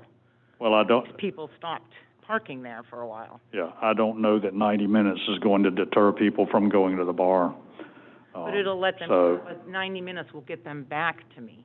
Yeah. I mean, if you're going to sit there and 90-minute, park here for 90 minutes, extended parking in the rear, parking longer in the rear. Yeah. That's it. Just, give them the option. Please don't park here if you're going to park here for half a day. Go to the back. Yeah. That's all I'm asking. I don't care. Park back there all to your heart's content. Go to Archibald. Okay. Thank you. Can we invest in some booths that we can, if you see I somebody mean, parking it? Yeah, the major problem is if we can't enforce it, we could put no parking here, or, you'll get assassinated tomorrow. I mean, it's really not gonna matter if we can't enforce it. People are gonna park there anyway until they get ticketed, until something happens. I agree with Nicolette. I don't know what the answer is. There's gotta be one. I never thought, we'd ever I didn't even know that was an option of having paid parking there, but I think that's a terrible idea. These guys have struggled enough. Most of the businesses there have struggled enough for years. I mean, we've had conversations about this numerous times. For years, nobody was on that street, right? Now, our problem is we got too many people on the street, right? So I don't know what's better or worse. So I don't know. I think we got to put our thinking caps on and figure something out, because there is a way to do it, just not sure what it is. Well, I'm sure we'll have to talk about it some more. Yes, Bob.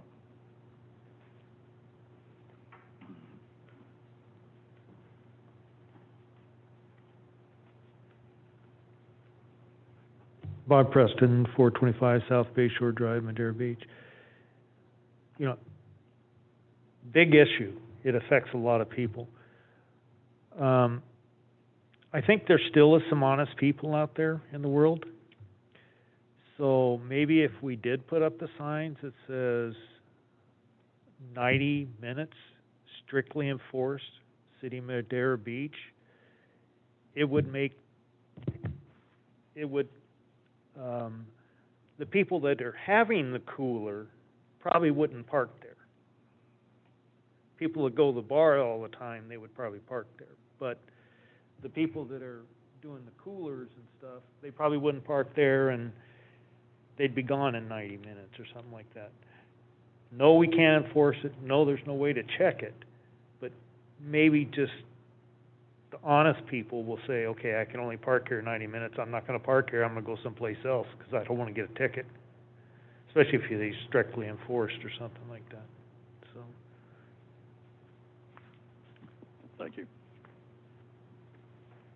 Any other discussion?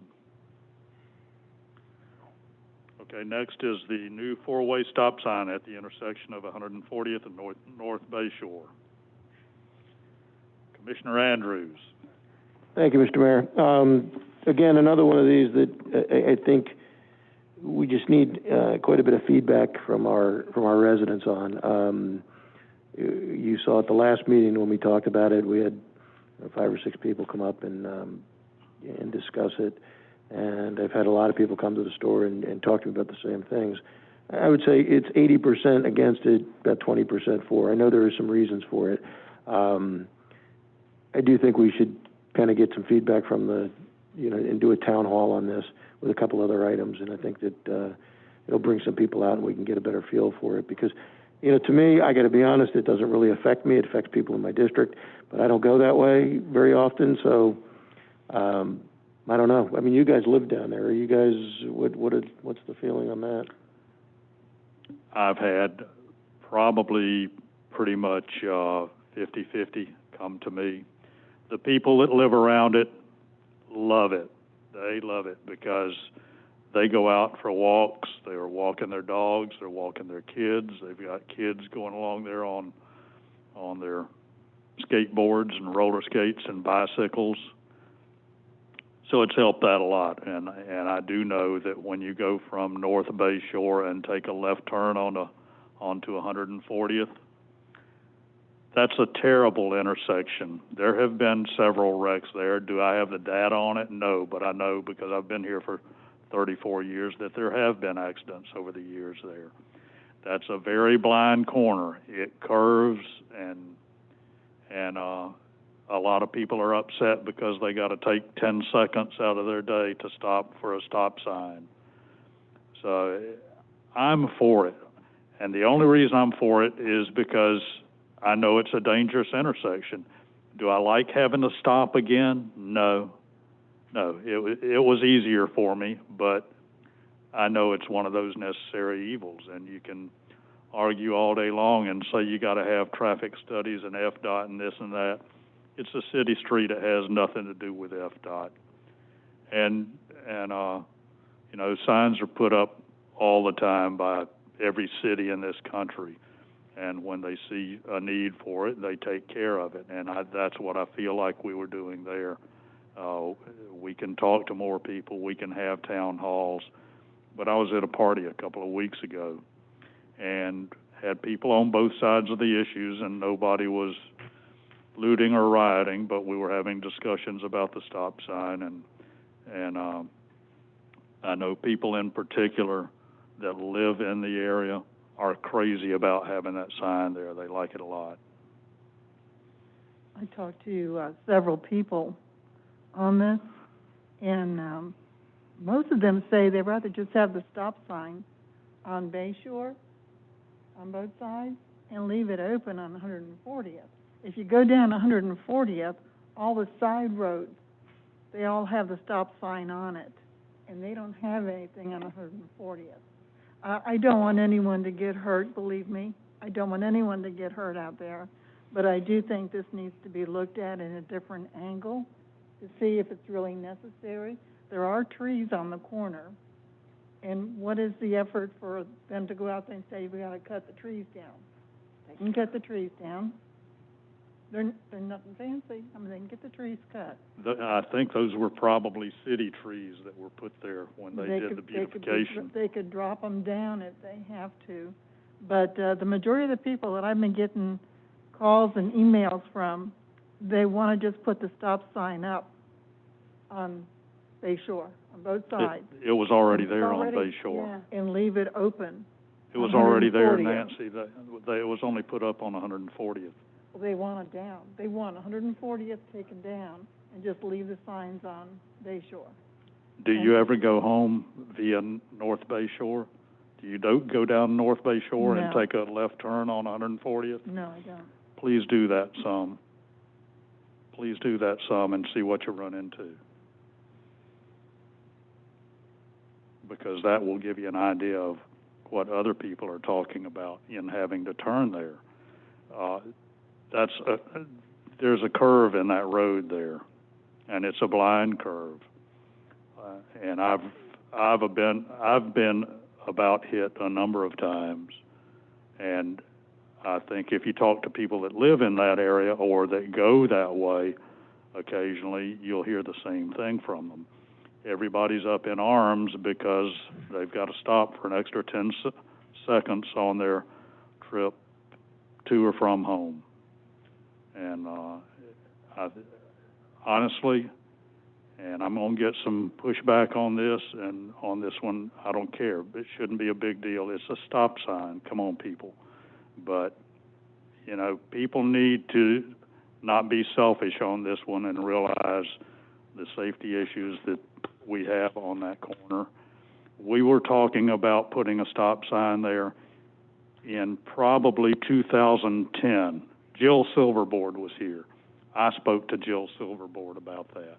And the option was to put speed bumps there. We could take the stop sign out and put speed bumps all along there. Maybe that'll help. It's just another option. But we need to make that intersection safer.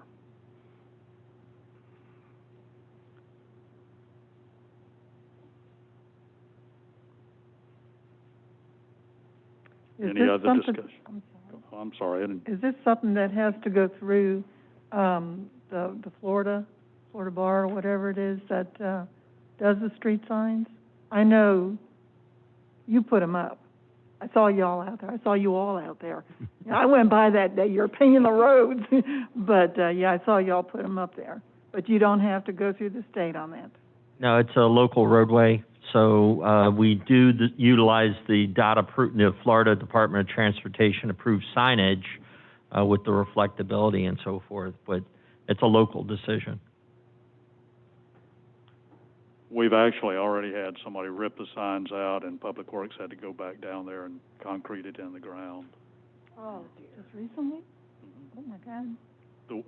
Within a week after it was put up, a few days after it was put up, apparently. Well, I know my neighborhood. I have a three-way stop I have to go through, and there's hardly any cars there ever. But you do what you got to do. There's a fork in the road. It's a little different, so I stop. I have probably 30 stop signs in my neighborhood. There's stop signs all over town. There's the one on the end of Normandy Road. I got to stop there.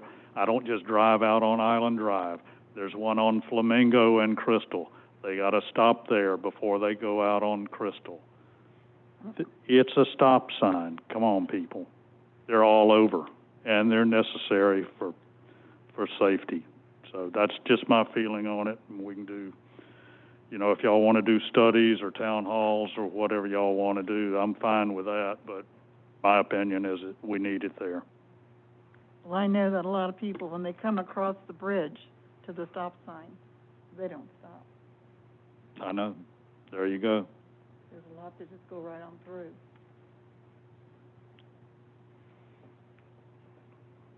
So however y'all want to handle it, it's fine with me. I do have a public comment when you're ready. Okay. This is from Mr. Lewis, came through email, 561 Crystal Drive, Madeira Beach. Since placement of the four-way stop signs about 4 weeks ago, I have passed through this intersection approximately 18 to 20 times. During this period, I only observed 2 entering or crossing vehicles, and 0 pedestrians. There are 26 homes on South Bay Shore that would be expected to use this intersection for access to Gulf Boulevard. By contrast, on the east side of North-South Bay Shore, there are hundreds of residents on Crystal Island, Bay Point Drive, Island Drive, 140th, and other area streets. This highly disproportionate distribution of residents clearly establishes the high traffic and appropriate priority to 140th Avenue. The high volume of commercial traffic should also be considered. The four-way stop offers no benefit to traffic or safety and should be removed. Thanks for your consideration. That's the only one I have. Any other public comment? Bob?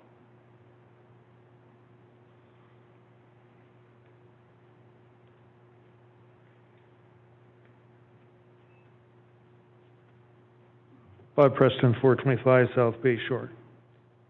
I, for one, really like it. I think it's needed. Myself and my dogs have almost got run over more than once there because people were traveling so fast. And I've heard comments, well, just enforce the speed limit. Well, we don't do that. People still want to travel 40 miles an hour, 35, 40 miles an hour on a 25-mile-an-hour zone. If you look at it, people aren't traveling 25. If people traveled 25, it would be fine. But I want to bring your attention to a couple things here. This Whit Blanton that gave your presentation this evening, do you remember what his first 2 priority items were? They were improve safety and mobility in cities. Improve safety and mobility. That's so people can get out and ride their bikes, they can walk, they can do these things without harm to themselves. Okay? So that's one thing. The other thing is the city, you weren't involved in it, but 20 years ago, they paid $250,000 for a comprehensive plan called the Dwani Plan. It's probably worth a $500,000 plan if you were to do it now. Jerry Murphy is going through that to help the city so that they can charge impact fees to improve the city of Madeira Beach. And what is the first 2 items in that plan? Safety, mobility, things that you will pay for with those impact plans. So, if you're trying to sell a 4-way stop on 140th, because it's in their backyard, what are you going to try to do in other areas if you're trying to do a comprehensive plan for the city? You need to think about that.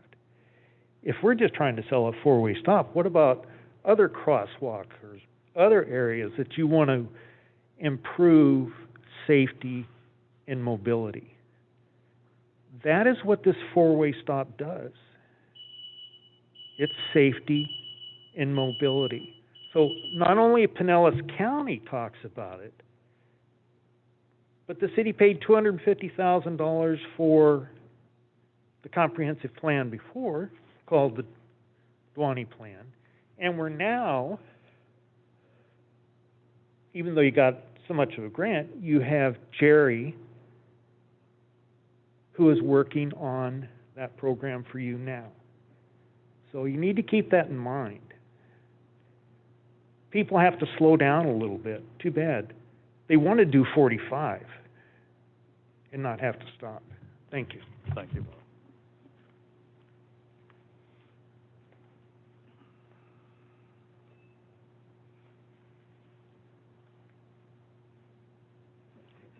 Ray Kerr, 583 Johns Pass Avenue. I'm opposed, so you're going to get it both ways. It's good. As a matter of fact, on my way over here, almost got hit coming out of, with the four-way stop, coming out of South Bay Shore, taking a left on to Golf, because the people traveling on Golf, they're stopping, but they're moving forward because they feel they have the right-of-way, because that's 35% of the population of Madeira Beach use that intersection, and the majority of those are on 140th. If the issue is coming out of North Bay Shore, taking a left on Golf, well, maybe that ought to be prohibited. Maybe we ought to look at cutting down shrubs or trees so that you can see better. Maybe there should be other, what do they call it, speed traffic calming solutions. I did like Mr. Blanton's presentation, but he also used the term warranted during his presentation. I don't believe a four-way stop is warranted there. Now everyone that heads back to Crystal Island, they have to stop. So now instead of going up the island and making the right, they're going to make the right there on South Bay Shore. So now you get more traffic along the South Bay Shore. It's not designed as a thoroughfare. You have less homes that are facing island, and 140th, it's more of a thoroughfare. That's what that was designed for.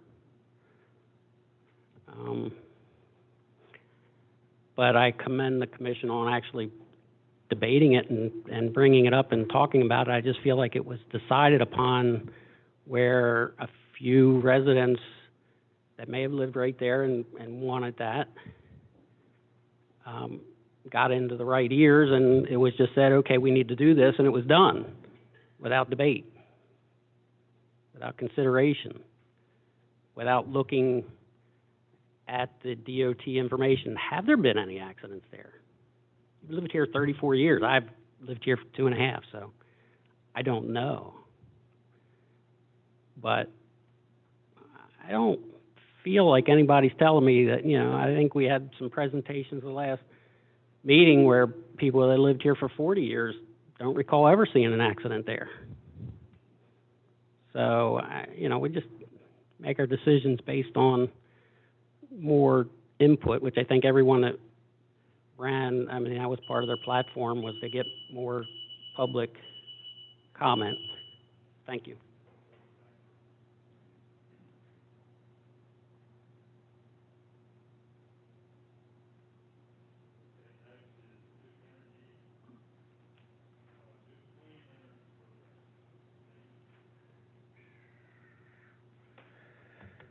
All right, apologize for the short turnaround on this one. I'll give you a little background on the information.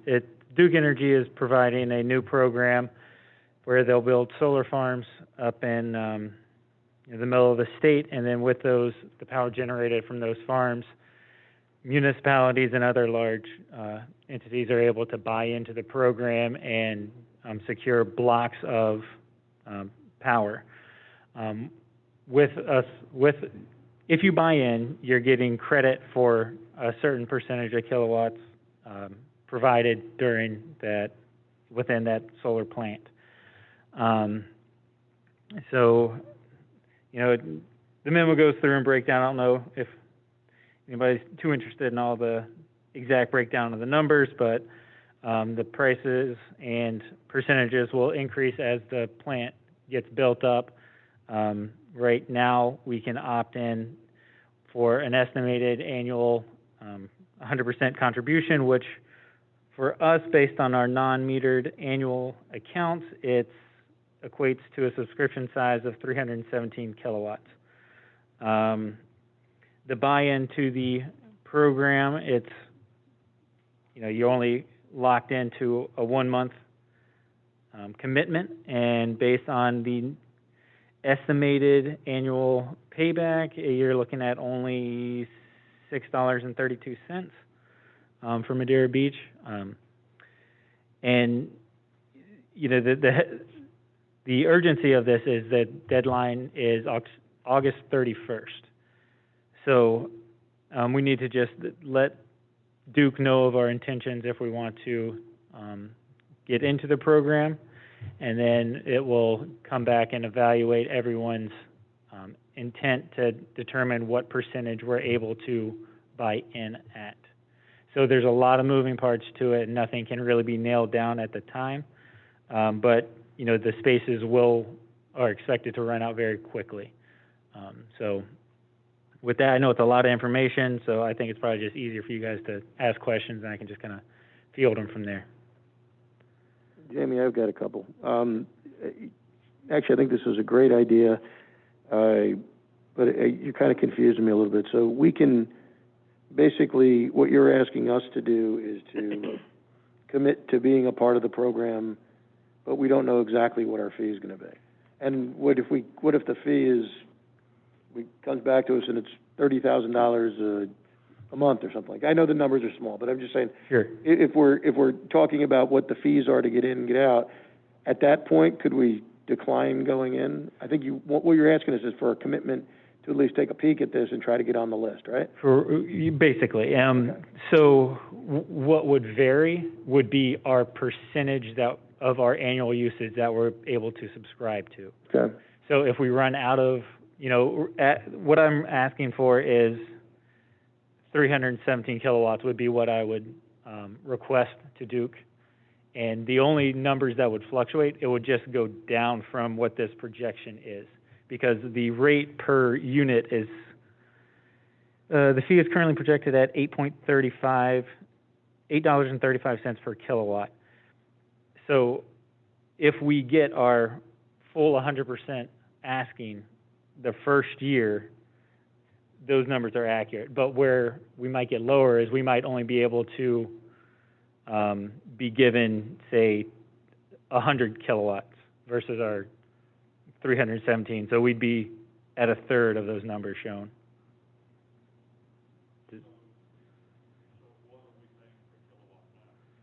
Right now? Well, so what we're doing, we're paying in and getting credit for the solar. So our price,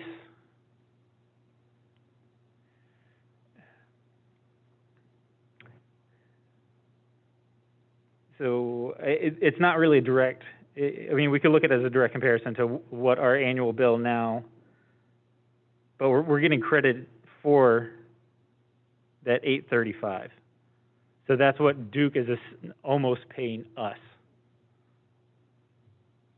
So by the end of year 4, so 2026, we're looking at the first year where we're actually going to be gaining money from our annual metered accounts. So that's basically the lights in City Hall and any municipal buildings. That doesn't include street lights.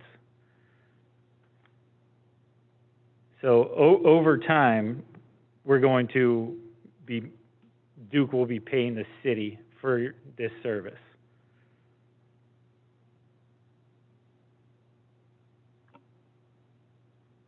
Is anyone else as confused as I am? No, it's an incentive program kind of a thing, and if we stick with it, it's a good deal. I read the whole thing, and I agree, you got my vote. It doesn't take long to get to the point where we really make out well. So we would make everything that we put into the program, we would be making money by year 7 if we get our 100% asking price. The first year we would actually see money coming in would be year 4. But then after the next 2 years, we've already paid back anything that we paid into the program. And it can be canceled anytime without penalty. So if it turns out to be if the numbers don't come back good for us, or not worth a while, or whatever, we can say, Yeah. we'll do 1 month, and then we can drop out. Yeah, it's a very, very minimal, in my opinion, it's a very minimal risk, for what the potential could be for the program. Yeah, I love the idea. I think it's great, and you know, anytime we can put out a press release that says something about clean energy, and I mean, the public relations on that is just going to be fantastic for us. So, you got my vote, man. Okay. Like the solar panels we're going to put on the high dry storage facility. Exactly. Thank you, Jamie.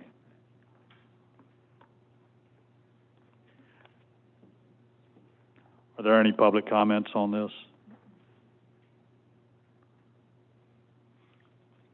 Okay, next is the high dry storage facility.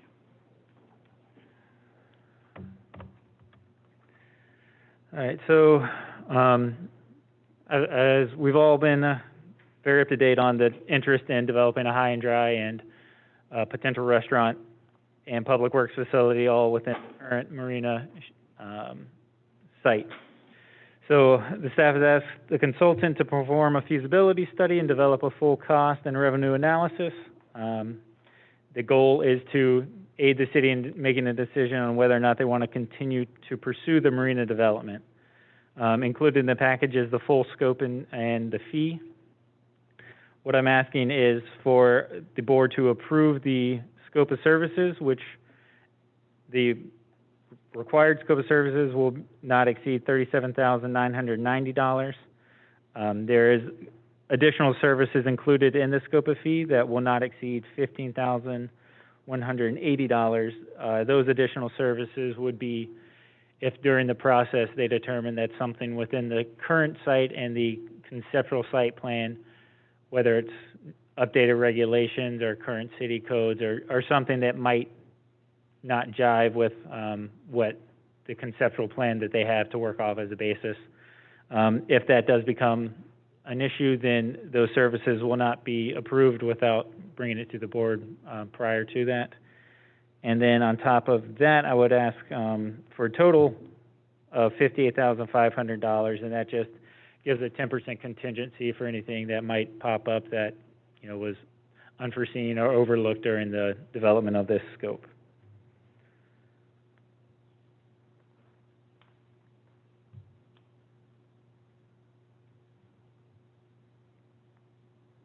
So under the fiscal impact, you want both those figures? Basically, I'm asking for $58,500 to cover the scope, okay, the additional services, and then a 10% contingency just for, you know, something that may pop up.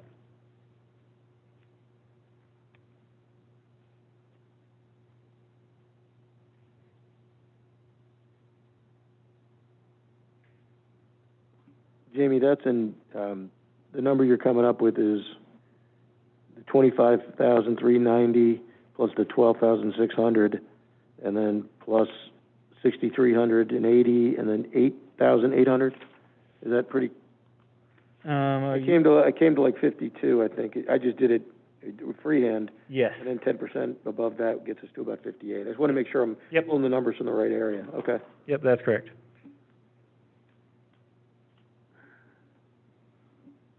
Andrew, do we have this money anywhere?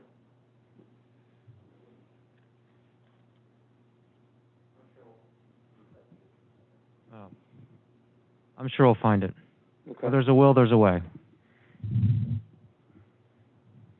Are we looking to get this done on this budget? Yes, on this budget? It would be started, so it would be kind of split since next month is the last month, so they could maybe get started on it, but the full 58,000 would not likely hit this budget. Okay, that's fine. I believe we do have budgeted dollars in the budget draft I sent you for FY21 for this. So we'll have some carryover that'll take care of some of it? Right. Okay.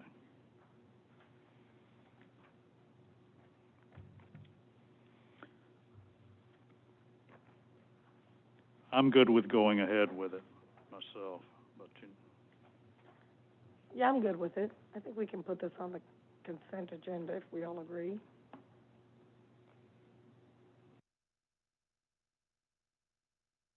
any,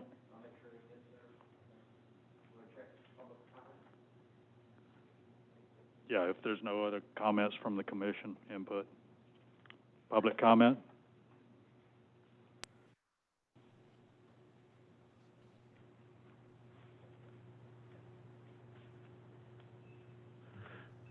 Bob Preston, 425 South Bay Shore Drive, Madeira Beach. I'm excited about this. But I did have a question. I was looking at the conceptual plan from 2005 or whatever it was, and I could not figure out how many high and dry spaces there was in that building. And I was going to ask Jamie if he knew.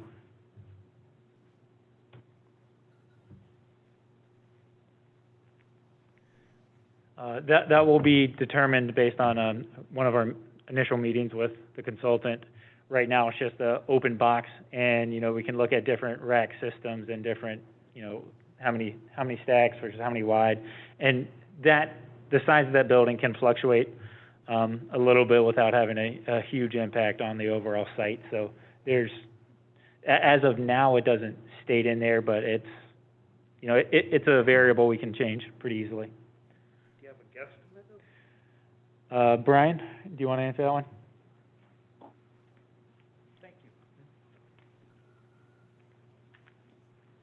We've been working on the math on this, and we think we need to get to about 200 to really make it kind of feasible. So that was the initial meeting we had with Cardno, was to try and kind of look at about a 200 boat capacity. Again, a lot of it's going to depend on the technology we use inside the building.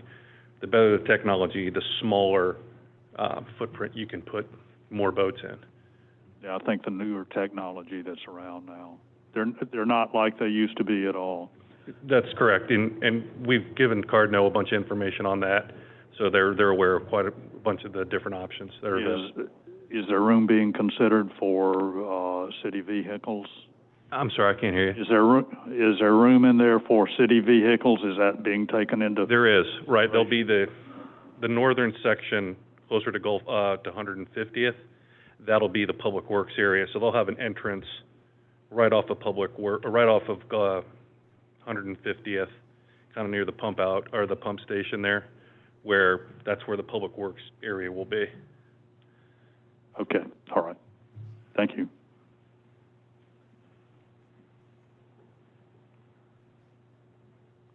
Are there any other comments from the commission? Any other input?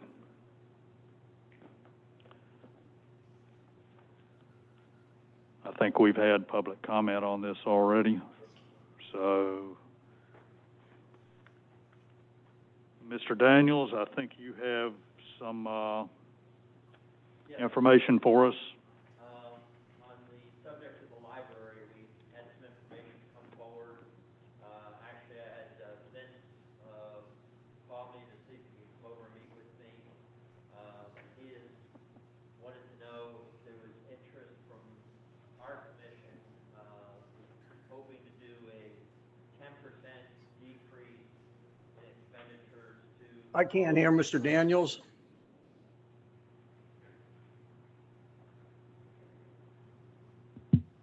Thanks, sorry. Usually I'm the one that says the microphone. But I'll start back over. Vince came and met with me, and he wanted to proffer a 10% decrease for all of the 5 cities. And he plans on taking that to his board at a meeting tomorrow. I believe it's at 6 o'clock at the library. And he wanted to know how the commission felt. Well, as I explained to him, I think maybe doing that earlier would have been a little bit more helpful, but, we all want the library. We don't want to see the library go away. And I said I'd be more than happy to explain to the commission that my personal feeling is I think this is a way that we can get where we want to go. Ultimately, we need to redo the interlocal agreement. I think there's a movement of afoot from our partners in the library of doing that as well. So we can make sure that this whole process of developing their budget works in conjunction with our representatives on the board. And I know some of the other cities are also looking at shrinking the size of the board to being one representative from each city. So it can, be kind of streamlined to get issues taken care of and getting the job done. So basically, I wanted to let you all know and get your feedback so I can call him in the morning and say at face value, you're either for or against or split, whatever. And then obviously this is something we'll be addressing at another meeting if they are successful in making some changes. And I plan on being at the meeting so I can take forward any instructions that you want me to relay. Tell them 15%. That's maybe snippy. I guess personally I'm okay with that. I mean, it's unfortunate this whole thing had to happen like this. I would have liked to have heard that from the director. Yes. As long as we renegotiate that interlocal agreement, and this keeps us from having a hard deadline at the end of next month. Yeah, no, I agree with you, Commissioner. I think the 10% knockoff, just by doing quick math, is a little over $81,000 or something like that. Is that what we're looking at? Okay. So it's basically they met us in the middle is kind of what it would look like, between the difference between 92 and 70. Yeah. I'm sure all of our friends in the other cities are going to be really happy about the 10% decrease. But I mean, the good thing is we keep the continuity. Nobody, we don't have to start a major town blow up here that nobody has their library cards working anymore or anything like that. I do think we do need to get a little more feedback from our constituents too on whether this is even an agreement we want to do. But the most important part, and Commissioner just brought it up, we got to get with the other cities and sit down and draw out a plan for the future. I think let's let bygones be bygones, and in my personal opinion, let's accept this offer. Let's move forward. And I know Tom and his gang is, going to help us with the interlocal agreement. Let's sit down with the other and just kind of, and Mayor Hendricks has said it 100 times. I think, this library, we've got to figure out what it's going to do. If it sits stagnant the way it is and doesn't improve technology-wise over the next few years, ain't going to be nobody going to the library. It's, I can get more information on my handheld right now than I can trying to dig through and finding a book on, on a certain subject. So, but my vote would be yes on this. Okay, to fill y'all in, I discussed this with other mayors. The other mayors were on board with Madeira Beach. They said they would not pick up Madeira Beach's portion if we were kicked out of the library. So with this 10% will come a new interlocal agreement consisting of 5 members, 1 commissioner from each city, so that we gain control over the budgetary process and what happens over there, so that we can move that library forward, because it has been stagnant. And so I think in the long run, this will be good for the library and good for all the cities involved. And our residents. Yep, you said you were going to talk to them, so I'm glad you had the opportunity. Thank you. Yes, I'll be expressing that in the morning, and then my plans are to be at the meeting. Okay. And do we have a breakfast with Bob tomorrow? I'm going to speak to him after breakfast with him. Okay. Well, no, that was part of an announcement. Oh, well, that's true. Also, too, we're stressing, I was kind of teasing everybody for breakfast with Bob tomorrow. If you haven't filled out your census, you have to do that. It takes 10 minutes. We'll make sure we have a computer ready and you can go in and do your census. But we really have to push that, as I think I mentioned once before, and September 30th is going to be coming quick. So through whatever means you all have, if you can get that word out. We do have a link to the census on our website, and the more people that we legitimately have, the more funding we're going to get when it comes to the federal share. And I'm done. Thank you, Bob. Thank you. With that, this meeting is adjourned at 9:30.